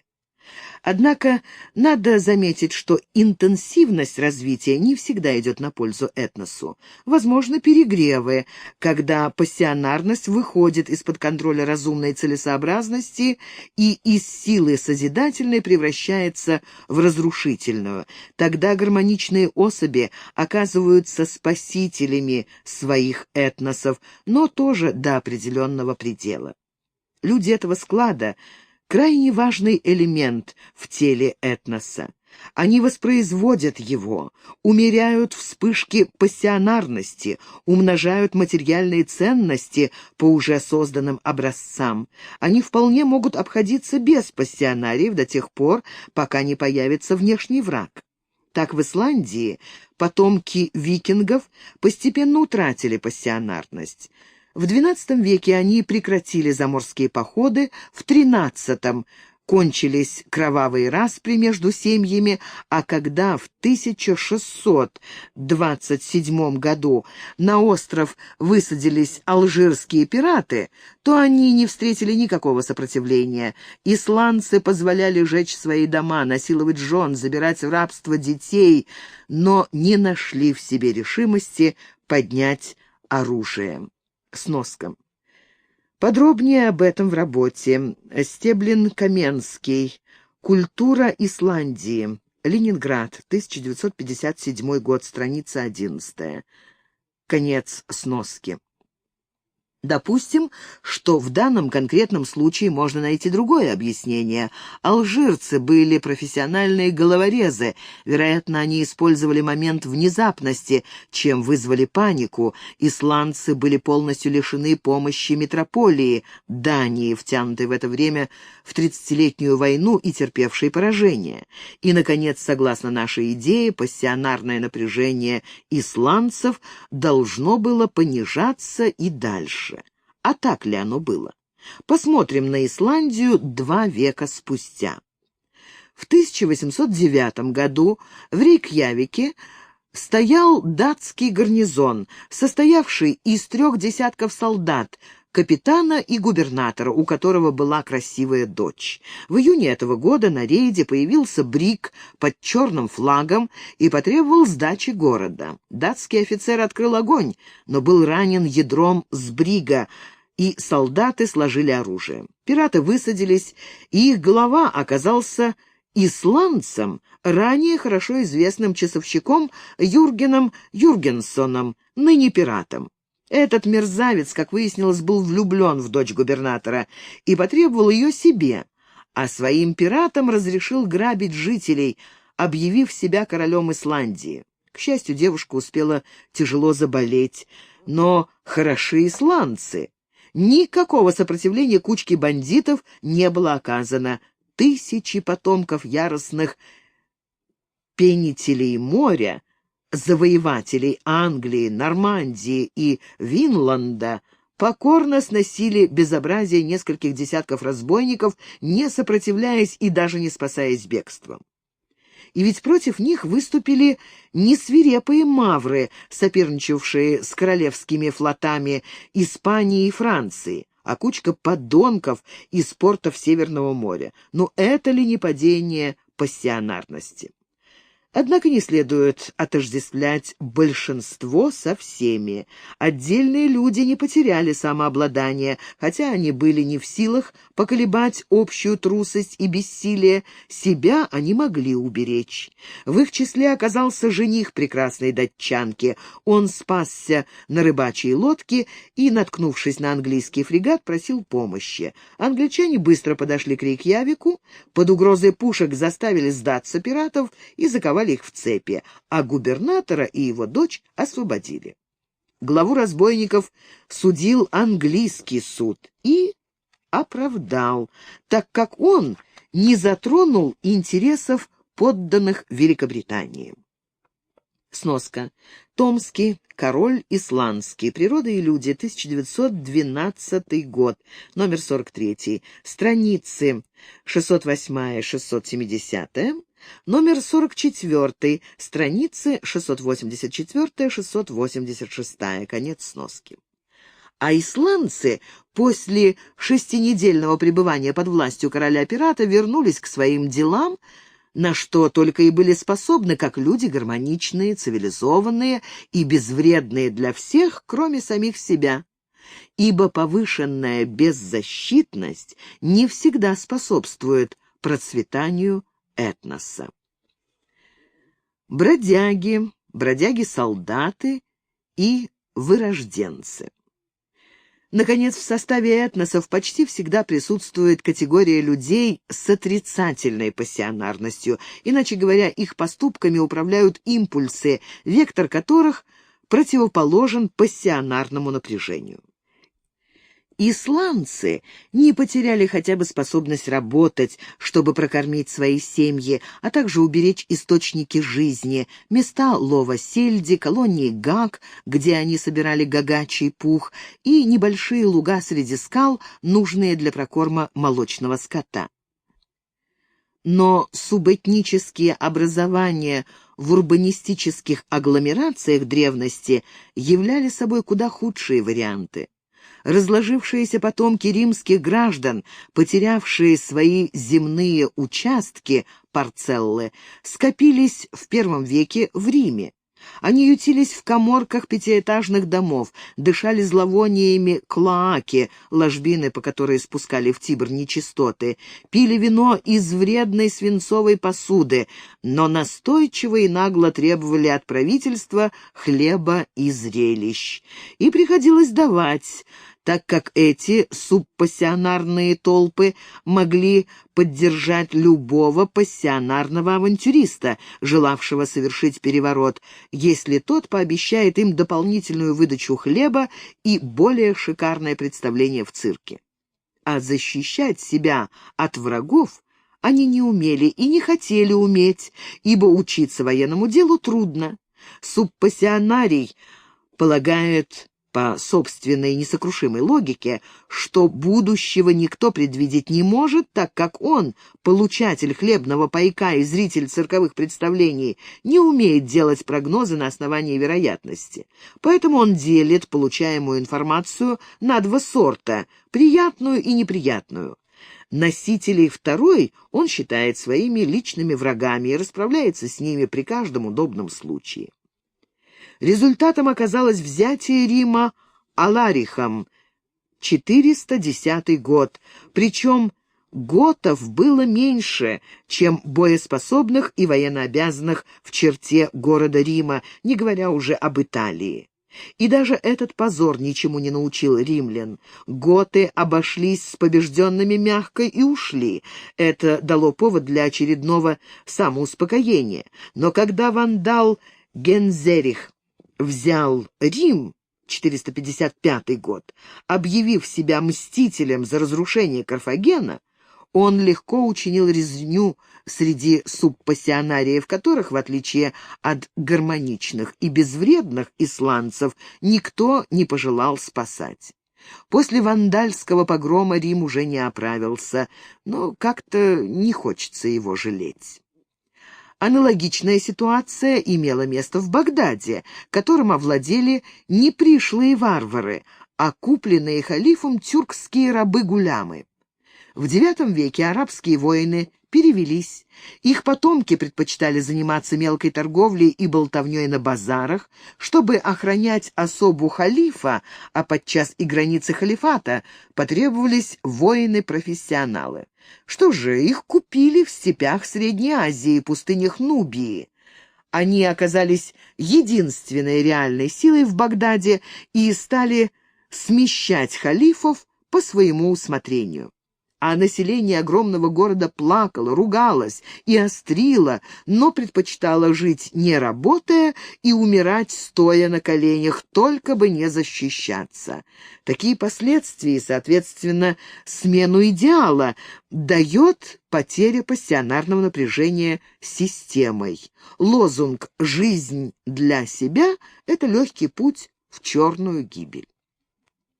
Пассионарность отдельного человека сопрягается с любыми способностями, высокими, малыми, средними. Она не зависит от внешних воздействий, являясь чертой конституции данного человека. Она не имеет отношения к этическим нормам, одинаково легко порождая подвиги и преступления, творчество и разрушение, благо и зло, исключая только равнодушие. И она не делает человека героем, ведущим толпу, ибо большинство пассионариев находится именно в составе толпы, определяя ее патентность и степень активности на тот или иной момент. Группа субпассионариев в истории наиболее красочно представлена бродягами и профессиональными солдатами-наемниками, ландскнехтами. Они не изменяют мир и не сохраняют его, а существуют за его счет. В силу своей подвижности они часто играют важную роль в судьбах этносов, совершая вместе с пассионариями завоевания и перевороты. Но если пассионарии могут проявить себя без субпассионариев, то те без пассионариев — ничто. Они способны на нищенство или на разбой, жертвой которого становятся носители нулевой пассионарности, то есть основная масса населения. Но в таком случае бродяги обречены. Их выслеживают и уничтожают, однако они появляются в каждом поколении. Градации пассионарности.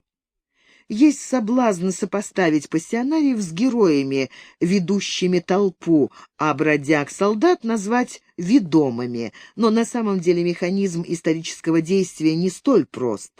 Испанские Габсбурги и французские Бурбоны, за исключением основателей династии, были заурядными людьми, равно как и большая часть их придворных, среди которых появлялись время от времени авантюристы-министры вроде Фуке и Джона Ло или Мануэля Годоя. Но идальго и шевалье, негацианты и корсары, миссионеры и конкистадоры, гуманисты и художники — все они создавали такое внутреннее напряжение, что политика Испании XVI века и Франции XVI-XVII веков, если изобразить ее как составляющую этногенетического процесса, отражала высокую пассионарность этих эпох. Поэтому, несмотря на то, что пассионарии часто возглавляют народные движения, правильнее назвать их не ведущими, а толкающими, ибо без достаточного их числа, умерших в безвестности, было бы невозможно сломать традицию, то есть инерцию массы, и об этом гласят строки старинной испанской баллады. Поют об Оливьеро, поют и о Ролане, молчат о Сурракине, отважном капитане. Воспет Ролан, воспет и Оливьеро, забыли Сурракина, лихого кабальеро. Итак, мы наметили 3 градации убывающей пассионарности, хотя в случае надобности деление может быть более дробным. Поэтому 3-й характерологический тип правильно назвать субпассионариями. Но самое главное — это не смешивать отмеченные типы с подразделениями классовыми или сословными. Любой из них включает в себя все 3 типа, но в разных сочетаниях и с разными доминантами. Видоизменение их соотношений, как численных, так и векторных, внутри этноса определяет процесс этногенеза. Этот тезис столь важен, что проиллюстрируем понятие пассионарности дополнительно, используя для наглядности уже не исторические, а литературные характеристики из сочинений Пушкина, близко подошедшего к проблеме. Типичными пассионариями, но отнюдь не героями и не вождями, являются скупой рыцарь, одержимый алчностью, Дон Жуан, стремящийся к любовным победам ради побед, Сальери из зависти, убивающий Моцарта, Алеко из ревности, зарезавший Земфиру. Пассионариями и вождями, хотя и не героями, у Пушкина выступают Мазепа и Пугачев, весьма далекие от исторических прототипов, а героями, но не пассионариями, Гринев и Машенька Миронова, рискующие жизнью ради долга. Образец пассионария и героя, хотя и короля, но не вождя, Карл XII, любовник бранной славы, для шлема кинувший венец, то есть приносящий интересы своей страны в жертву своему тщеславию. Последнему противопоставлен Петр I, гармоничная личность, выполняющая свой долг перед Россией, гораздо более сильная, чем Карл XII, следующий собственным капризам. Так, в трактовке Пушкина, и это близко к действительности, ибо за исключением личных черт, возбудимости, детской жестокости и тому подобное, Петр был подобен своему отцу, то есть был человеком своего времени и продолжал одну из линий русской культурной традиции, сближения с Европой, возникшую в начале XVII века при Михаиле Федоровиче. Но при этом Петра окружали пассионарии, например, Меньшиков, Рамадановский, Кикин, но они ни вождями, ни героями не были, ни по Пушкину, ни на самом деле. Поэтому сопоставление пассионариев с вождями — домысел, цель которого — описание одного из поведенческих признаков — свести к банальной, давно отброшенной теории.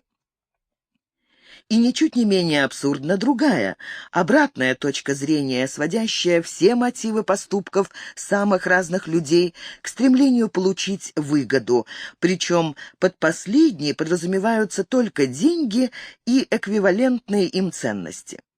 Эта вульгарная позиция субпассионарного обывателя часто выдается за материализм, с которым она на самом деле не имеет ничего общего.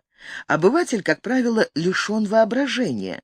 Он не может и не хочет представить себе, что существуют люди, не похожие на него, движимые иными идеалами и не стремящиеся к иным целям, нежели деньги. Концепция непосредственной выгоды никогда не была точно сформулирована, потому что тогда стала бы очевидна ее абсурдность. Но, как сама собой подразумевающаяся, она фигурирует в рассуждениях по любому поводу и даже в научных построениях, почему и требует к себе внимания. Ганнибал и Карфаген. А теперь рассмотрим с нашей точки зрения поведение Ганнибала во время Второй Пунической войны. Фамилия Барка была одной из богатейших в Карфагене. Отец Ганнибала, Гамилькар, приумножил свои богатства, подчинив Нумидию и Испанию, где его сын Ганнибал был фактически царем. Война с Римом не сулила Ганнибалу никаких выгод. Наоборот, риск был крайне велик. С точки зрения личных интересов Ганнибала, война была ему не нужна, но она была неизбежна для его отчизны Карфагена.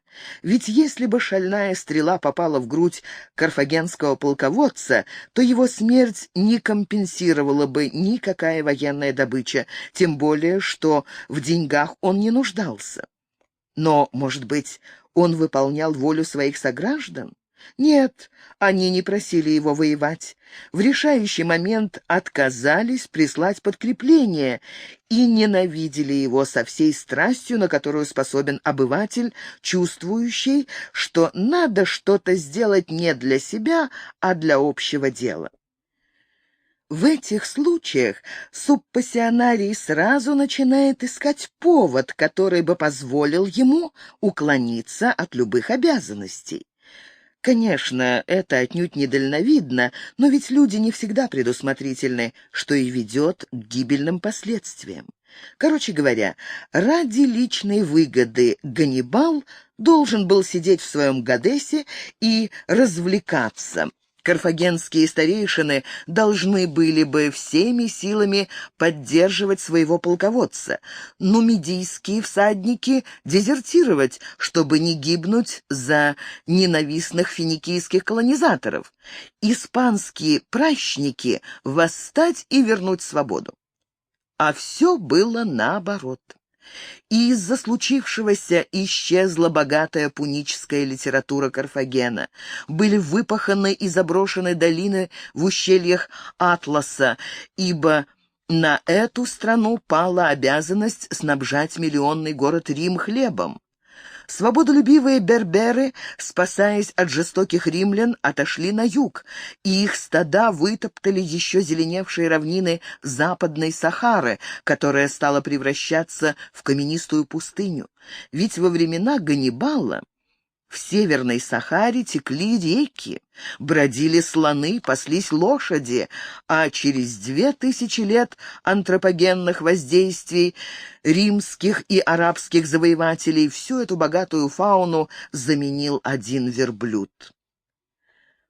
Но если мы захотим найти причину таких грандиозных изменений в этнографии и физической географии, то ясно, на пассионарность фамилии Барка навалилась тяжелым грузом субпассионарность карфагенских обывателей.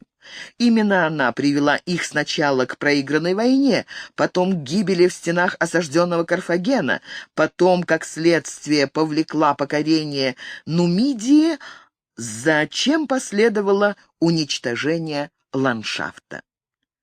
А могло бы быть иначе? Конечно. Своевременная помощь Ганнибалу означала разрушение Рима, освобождение сомнитов и цезальпинских галлов, остановку гиперболизированной искусственной урбанизации, следовательно, сохранение буковых и дубовых лесов в Апеннинах, виноградников вокруг Капуи и Тарента, этрусских городков в долине Арно. Были бы на долгие времена спасены богатства Галлии и сокровища искусства Эллады, но не было бы ни Аппиевой дороги, ни терм Каракаллы, ни латинского языка в школах эпох грядущих. Однако развитие производственных отношений шло бы и в этой ситуации своим путем. На место изживающего себя античного рабовладения пришел бы феодализм, пусть чуть раньше или позже. Пассионарные подъемы и спады не влияют на социальное развитие человечества, если понимать под последним смену общественно-экономических формаций. Да и как может эмоция изменять что-либо в стихии сознания, разума? И сейчас мы увидим, почему это так. Глава 26. Затухание пассионарности. Вспышка и пепел. Теперь можно сказать, что пусковой момент этногенеза – это внезапное появление в популяции некоторого числа пассионариев и субпассионариев. Фаза подъема – быстрое увеличение числа пассионарных особей в результате либо размножения, либо инкорпорации.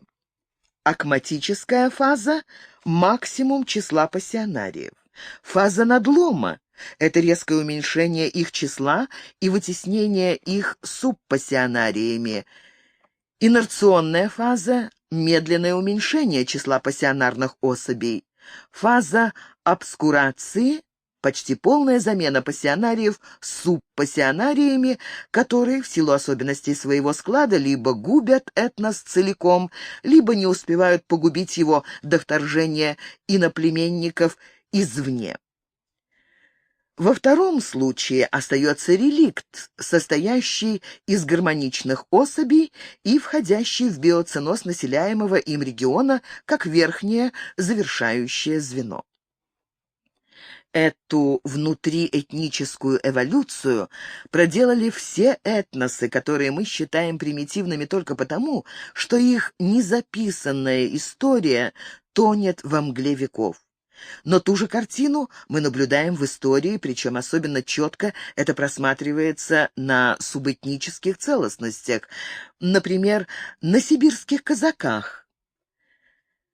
В XIV веке потомки обрусевших хазар сменили русское название «бродники» на тюркское «казаки». В XV-XVI веках они стали грозой степных нагаев и, перенеся войну в Сибирь, добили их последнего хана Кучума. Получив подкрепление от московского правительства, они за 1 век прошли Сибирь до Тихого океана. Нуждаясь в пополнении, они охотно принимали в свои отряды великороссов, но всегда отличали их от себя. Всех вместе их принято называть землепроходцами. Русские землепроходцы XVII века были люди строптивые, крутые, неуступчивые. Они не боялись ни начальства, ни суровой северной природы. С 1632 года, когда сотник Петр Бекетов основал зимовье на Лени, до 1650 года, то есть до анадырского похода казака Семена Моторы, они прошли весь северо-восток Сибири и добыли соболиного ясака на суммы не меньшие, чем давало конкистадорам американское золото. Казаки-завоеватели были людьми неукротимой храбрости и стихийной инициативы. Они объясачивали племя за племенем, а порой выходили в ледовитое море на кочах, сшитых из грубо отесанных досок, древесными корнями, как бы предназначенных для кораблекрушения. Но уже в конце XVII века их характер стал изменяться, и вместо походов появились отписки. «Суда наши слабы, а паруса малы, а делать большие суда, как в прежнее время, мы не умеем». В XVIII веке русское население Северной Сибири как бы кристаллизуется. Инициатива и активность исчезают бесследно, и самая храбрость заменяется робостью. Сноска. Багарас. Новые задачи российской этнографии в полярных областях. Труды Северной научно-промысловой экспедиции. Выпуск 9. Петроград, 1921 год. Страницы 20-21. Конец сноски. Наконец, в XIX веке потомки казаков потерпели поражение от чукчей и стали государственными крепостными, бесправными рабами каждого чиновника, отправленного на север с юга в наказание за проступки по должности. Поскольку также и в те же хронологические сроки утратили пассионарность потомки испанских конкистадоров, французских колонистов в Канаде, за исключением той части, которая смешалась с индейцами, португальских и арабских купцов в бассейне Индийского океана, а в прошлой эпохе та же судьба постигла потомков викингов и эллинов, то можно считать описанный процесс закономерным. Растраченная энергия пассионарности оставляет на месте своей вспышки пепел, сначала горячий, потом холодный и сырой.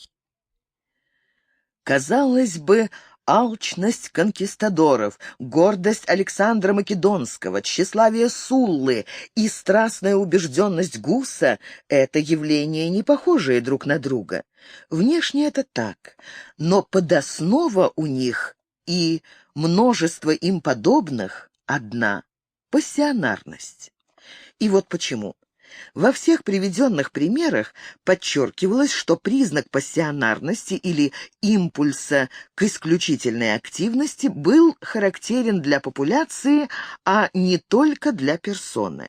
На отдельных личностях мы сосредоточили внимание с целью композиционной, чтобы наиболее выпукло обрисовать сам признак.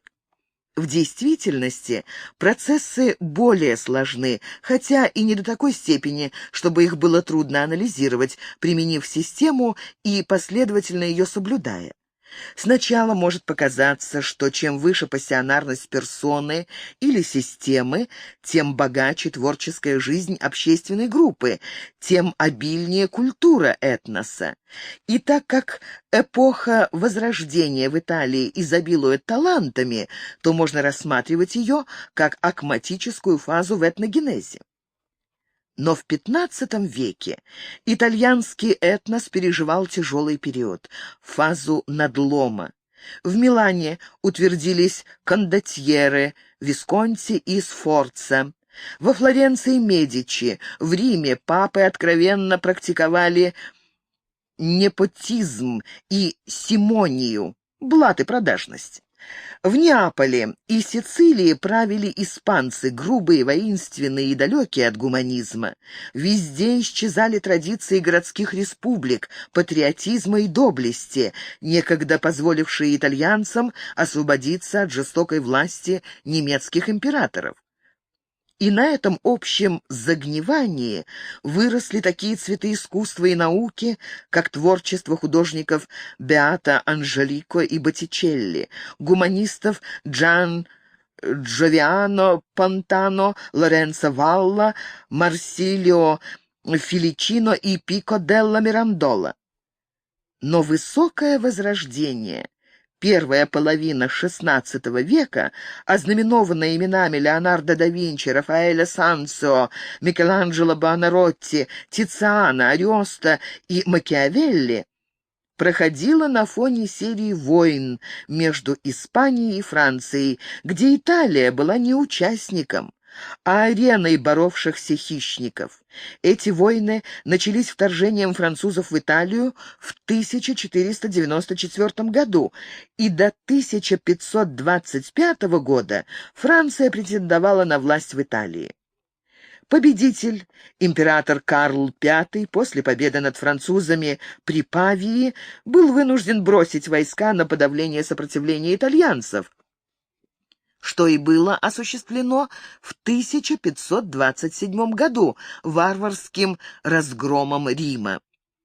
Нет, нельзя сказать, что итальянцы не делали попыток избавиться от своих тиранов, для чего использовали иногда появление наземных войск.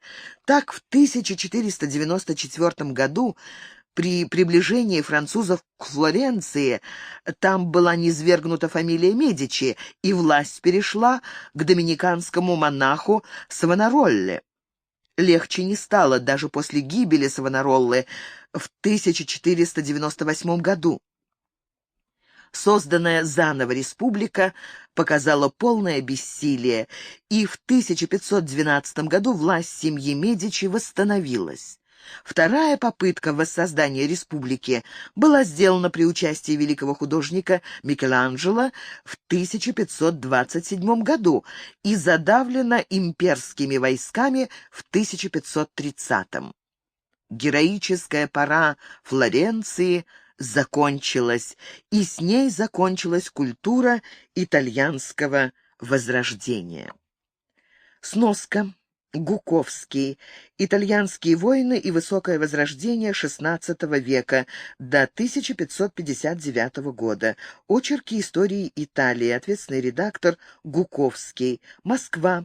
1959 год. Страницы 125-152. Конец сноски.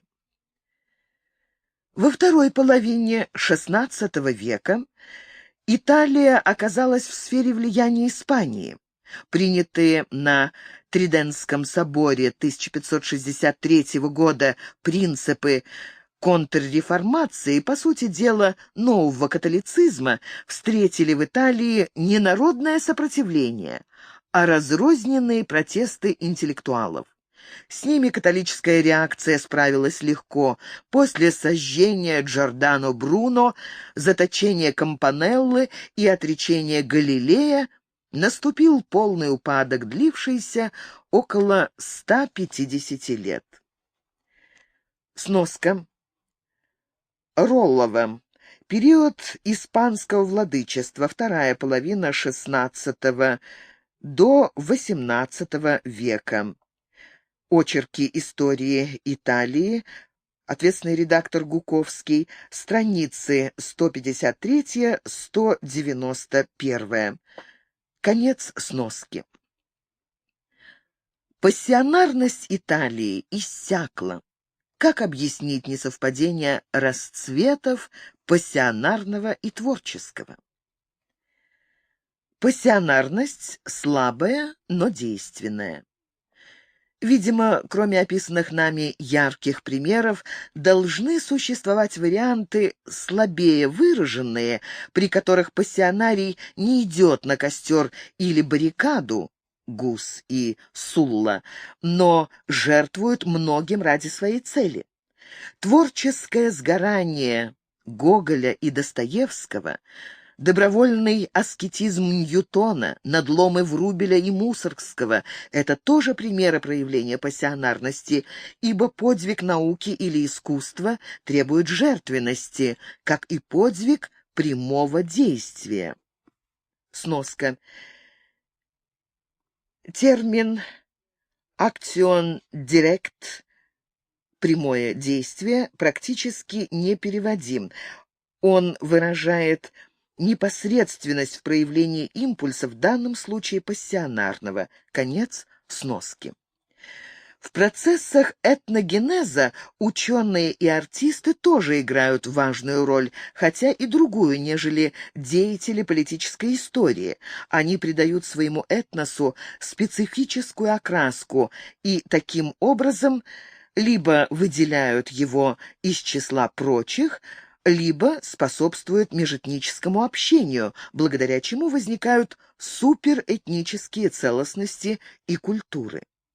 К пассионариям же, хотя и меньшего напряжения, относятся безымянные строители готических соборов, древние русские зодчие, сочинители сказок и тому подобное, по внутреннему влечению выбравшие эти трудные профессии. Понятно, что и к ним принадлежат талантливые летописцы, которые попадают в этот раздел по принятой нами классификации. Обратим внимание на относительно слабые, но творческие степени пассионарного напряжения системы. Их две. Одна на подъеме до перегрева системы, которую мы будем называть акматической фазой, и вторая в надломе, знаменующая переход к фазе, которую мы назвали инерционной. Образно говоря, оба интересующих нас момента являются перегибами кривой роста плюс-минус пассионарности этнической системы. Причем даже при спаде до полной потери напряжения еще далеко. При таком относительно невысоком уровне пассионарности стереотип поведения и общественный императив человека не таковы, чтобы незаметно для него самого толкнуть его на добровольную смерть ради им самим выбранной идеальной или даже иллюзорной цели. Но имеющееся в этносе этого периода пассионарное напряжение достаточно для того, чтобы к оной цели стремиться и хотя бы немного изменить окружающую его действительность. Вот тут-то, если у человека есть соответствующие способности, он предается науке или искусству, дабы убеждать и чаровать современников. Стихи ли, картины ли, театральные представления – все это действует на воспринимающих людей и меняет их, причем мы не ставим здесь вопроса к лучшему или к худшему. Если же эти способности отсутствуют, человек накапливает богатство, делает служебную карьеру и тому подобное. Исторические эпохи, где господствует данный уровень пассионарности, рассматриваются как расцвет культуры, но вслед за ними всегда следует один из двух возможных жестоких периодов. Либо при подъеме пассионарности происходит уже описанный перегрев, либо при медленном ее спаде наступает упадок. Так возрождение XIV-XV века сменила реформация XVI-XVII века, а вслед за ужасами Тридцатилетней войны, гугенотских войн и драгонат, а также за свирепостью круглоголовых Кромвеля, соединившего, по выражению Энгельса, в одном лице Робеспьера и Наполеона, наступил относительно спокойный период – XVIII век, похожий на возрождение по уровню пассионарности, но не по ее вектору. Сначала шло повышение уровня, а потом, после катаклизма, снижение. Это значит, что процент пассионариев снизился, а на их место пришли люди, предпочитающие безопасность риску, накопление быстрому успеху, спокойную и сытую жизнь приключениям. Они были не хуже и не лучше пассионариев. Они были просто другие. Этот процесс источниками никогда и нигде не был зафиксирован, потому что он очевиден только при широких сопоставлениях характеристик эпох и стран, поэтому описание его можно сделать только средствами этнологии и в рамках этнической истории.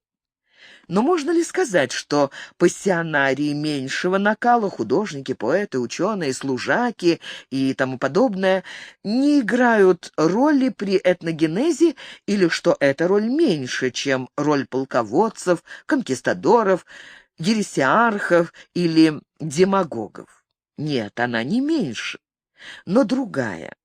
Мы показали, что личность даже большого пассионарного напряжения не может сделать ничего, если она не находит отклика у своих соплеменников.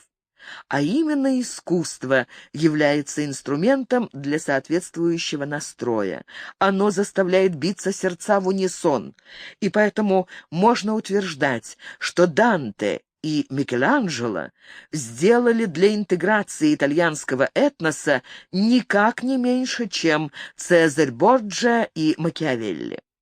И недаром эллины чтили Гомера и Гесиода наравне с Ликургом и Солоном, а древние персы Заратустру даже предпочитали Дарию Первому Гистаспу. Пока пассионарность пронизывает этнос в разных дозах, идет развитие, что выражается в творческих свершениях. Но поскольку не может быть поэта без читателя, ученого без учителя и учеников, пророка без паствы и полководца без офицеров и солдат, механизм развития лежит не в тех или иных персонах, а в системной целостности этноса, обладающего той или иной степенью пассионарного напряжения. Члены персистентных этносов обладают многими достоинствами, всегда отмечавшимися и весьма ценимыми соседями и путешественниками, восхвалявшими новооткрытых индейцев, полинезийцев, эскимосов, тангутов, эвенков и айнов. Анатомически и физиологически они полноценные люди, вполне приспособившиеся к ландшафту своего ареала, но пассионарного напряжения у них столь мало, что процесс развития этносов затухает. Даже когда среди них случайно рождается пассионарная особь, она ищет себе применение не на родине, а у соседей. Например, в XV-XVIII веках албанцы делали карьеру либо в Венеции, либо в Стамбуле. Еще ниже пассионарность у современных бушменов, веддов, гондов и потомков майя в Юкатане. А еще ниже апатия, то есть вырождение и гибель, но это уже теоретическая экстраполяция, потому что на практике соседи успевают расправиться со слабеющим этносом, прежде чем он умрет.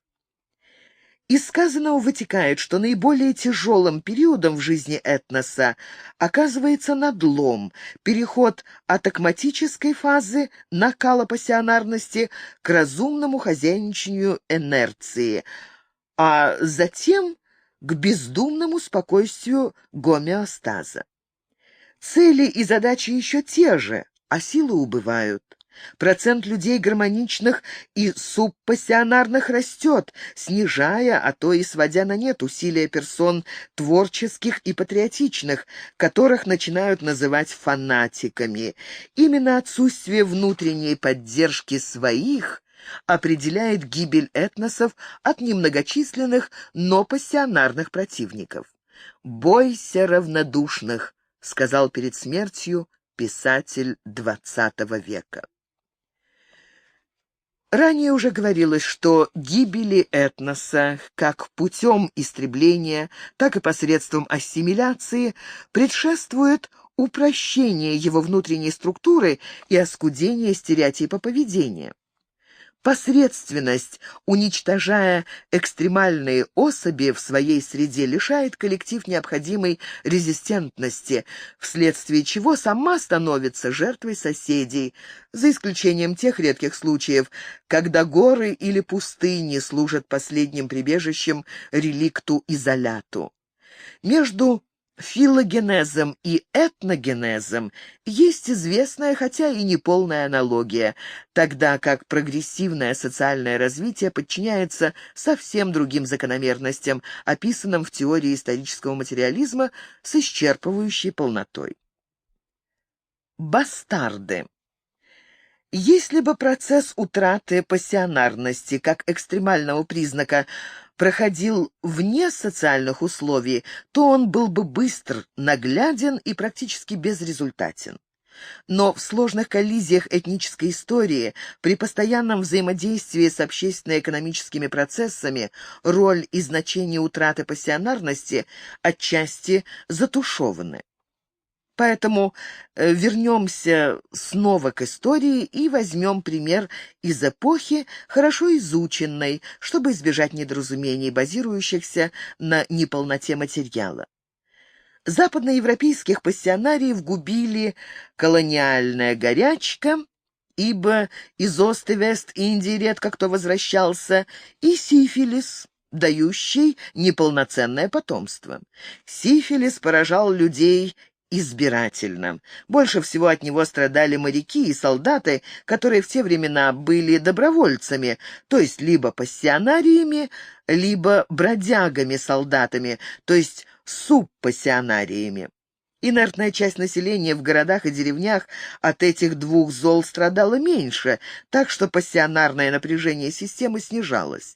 Однако этот процесс шел медленнее, чем можно было ожидать. Было обстоятельство, препятствовавшее снижению пассионарности. Дело в том, что пассионарий, прежде чем погибнуть на войне, успевал рассеять свой генофонд в популяции путем случайных связей. Жажда действия, толкавшая юношу в кровавую сечу, вызывала в его сверстницах восторг, который они выражали способом для них доступным, и в эпохе высокого пассионарного напряжения общественное мнение за это девиц не осуждало слишком строго. Ханжество пришло вместе с остыванием пассионарности.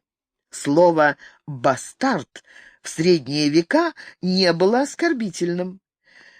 Коннетабль Франции при Карле VII Дюнуа именовался принц-бастард, и таких, как он, было много. За время Столетней войны внебрачные сыновья вельмож и девушек мещанского сословия в качестве предводителей бродяг-солдат, то есть субпассионариев, наполнявших белые отряды, завоевывали себе рыцарские почести и имения. Эти отряды состояли из бедных, но непреклонных, сильных людей, искавших одной только собственной выгоды как в своей стране, так и за ее пределами. Сноска. Архив Маркса и Энгельса.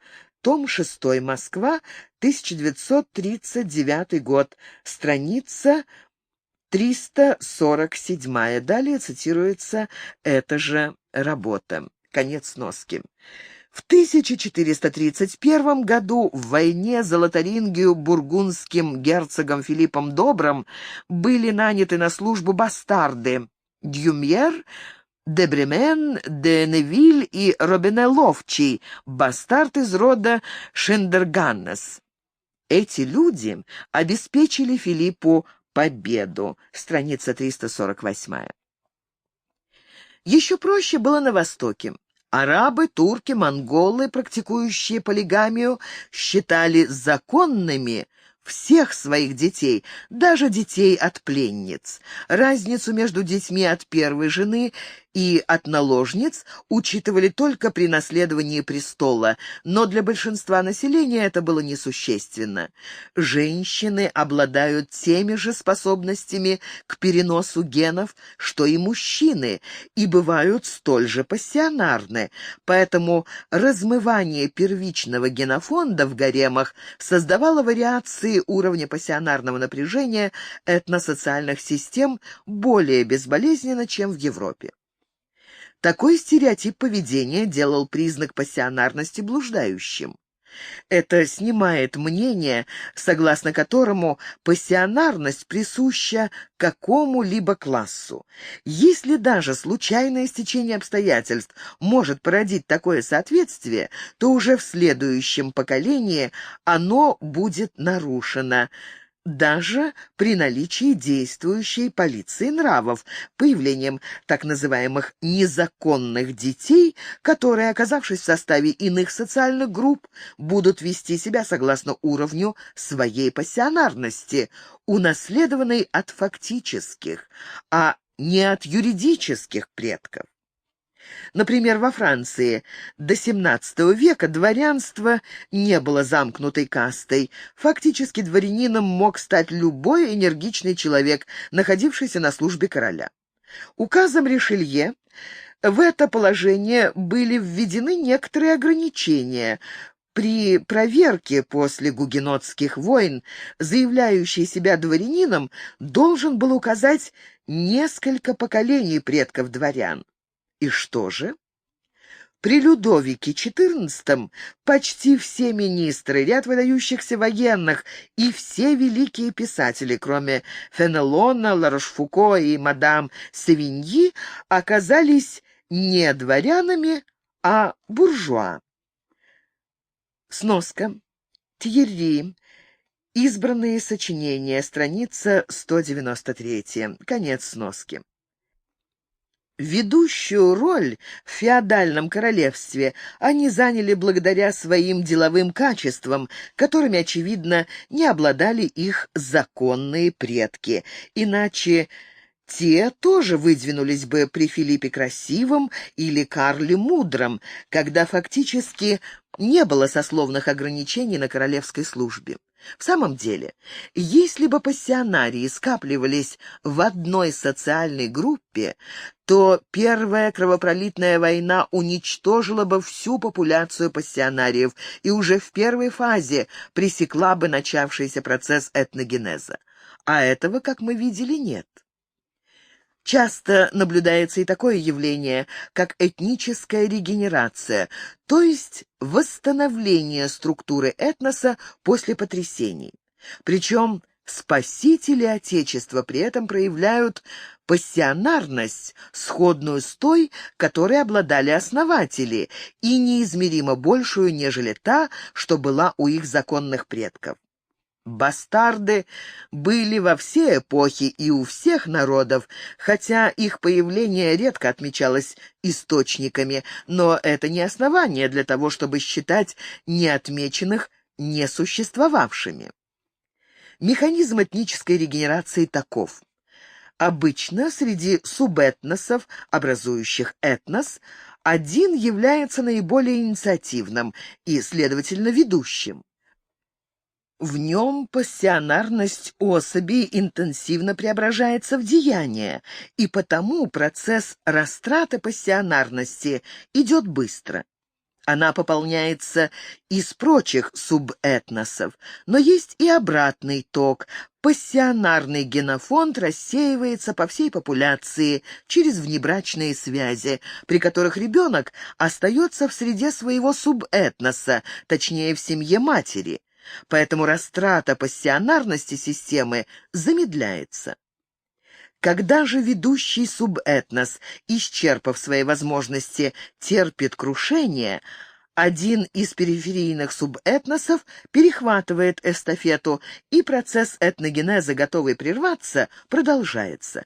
Этого не могло бы произойти при регламентировании брачных связей, потому что ребенка родители должны были бы взять с собой в пекло страстей человеческих, где он должен был бы разделить их обреченность, а ценой потери генеалогии он сохранял жизнь.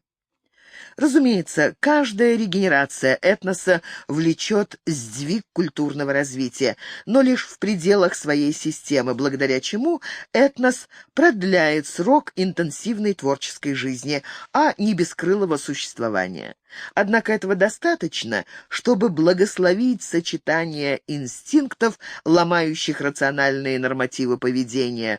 Природа сильнее людских замыслов. Что цементирует этносы? Ответив на вопрос о природе динамики этнического становления или этногенеза, мы подошли к не менее важной проблеме: в чем причина этнической устойчивости? Ведь многие этносы существуют в реликтовом состоянии при столь слабой пассионарности, что ее практически можно считать равной нулю. Таковы бушмены, австралийцы, пигмеи, низкорослые негроиды Деккана, палеоазиаты и тому подобное.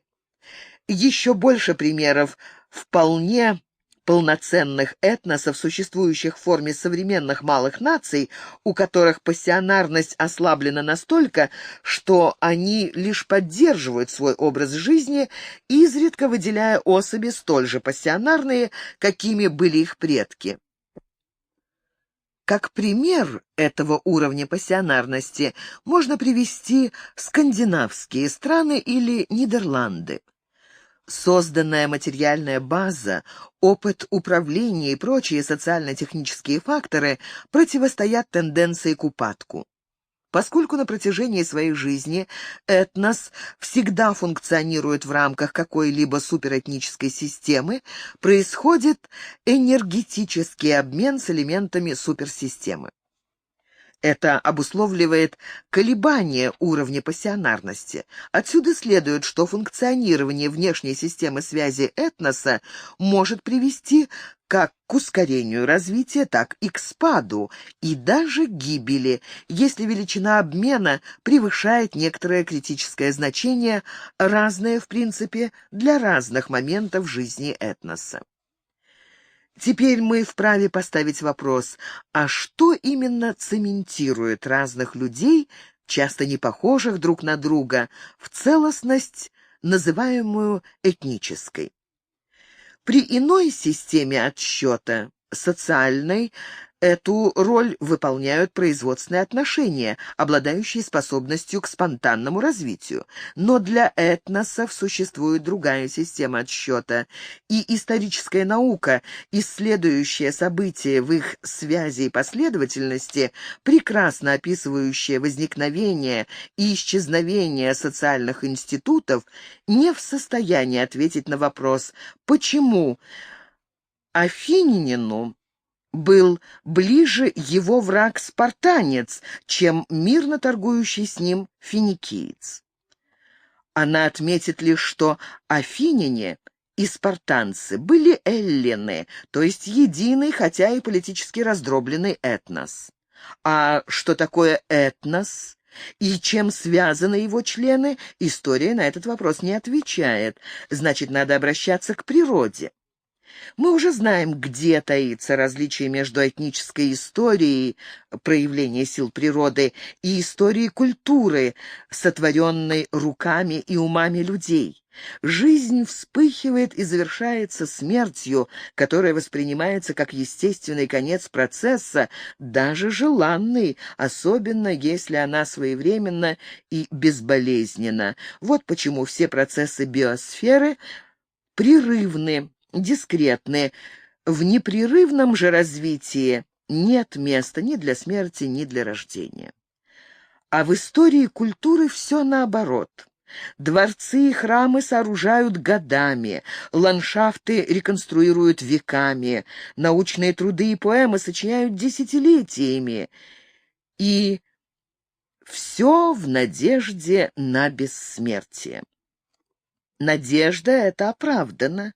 Созданием человека дарована не смерть, а медленное разрушение и забвение. В созданном нет своей пассионарности, а есть только кристаллы ее, вложенные в костное вещество творцами формы, то есть людьми, точнее горением их чувств и страстей. Увы, эти кристаллы не способны к развитию и преображению, ибо они выпали из конверсии биоценоза. Право на смерть – привилегия живого. Вот именно поэтому культуры, созданные этносами и изучаемые археологами, переживают первых и вводят в заблуждение вторых, заставляя их отождествлять творение с Творцом и искать аналогии между вещами и людьми. Это искушение тем более опасно, что по уходе пассионариев из популяции там остается много людей, еще больше вещей и некоторое количество идей. Так культура, как свет угасшей звезды, обманывает наблюдателя, принимающего видимое за существующее. Но переход от описания к объяснению феномена вынуждает применить иной аппарат исследования, гипотезу, то есть предположение, недоказуемое, но соответствующее всем известным фактам и объясняющее их взаимосвязи. Здесь мы переходим в область естественных наук.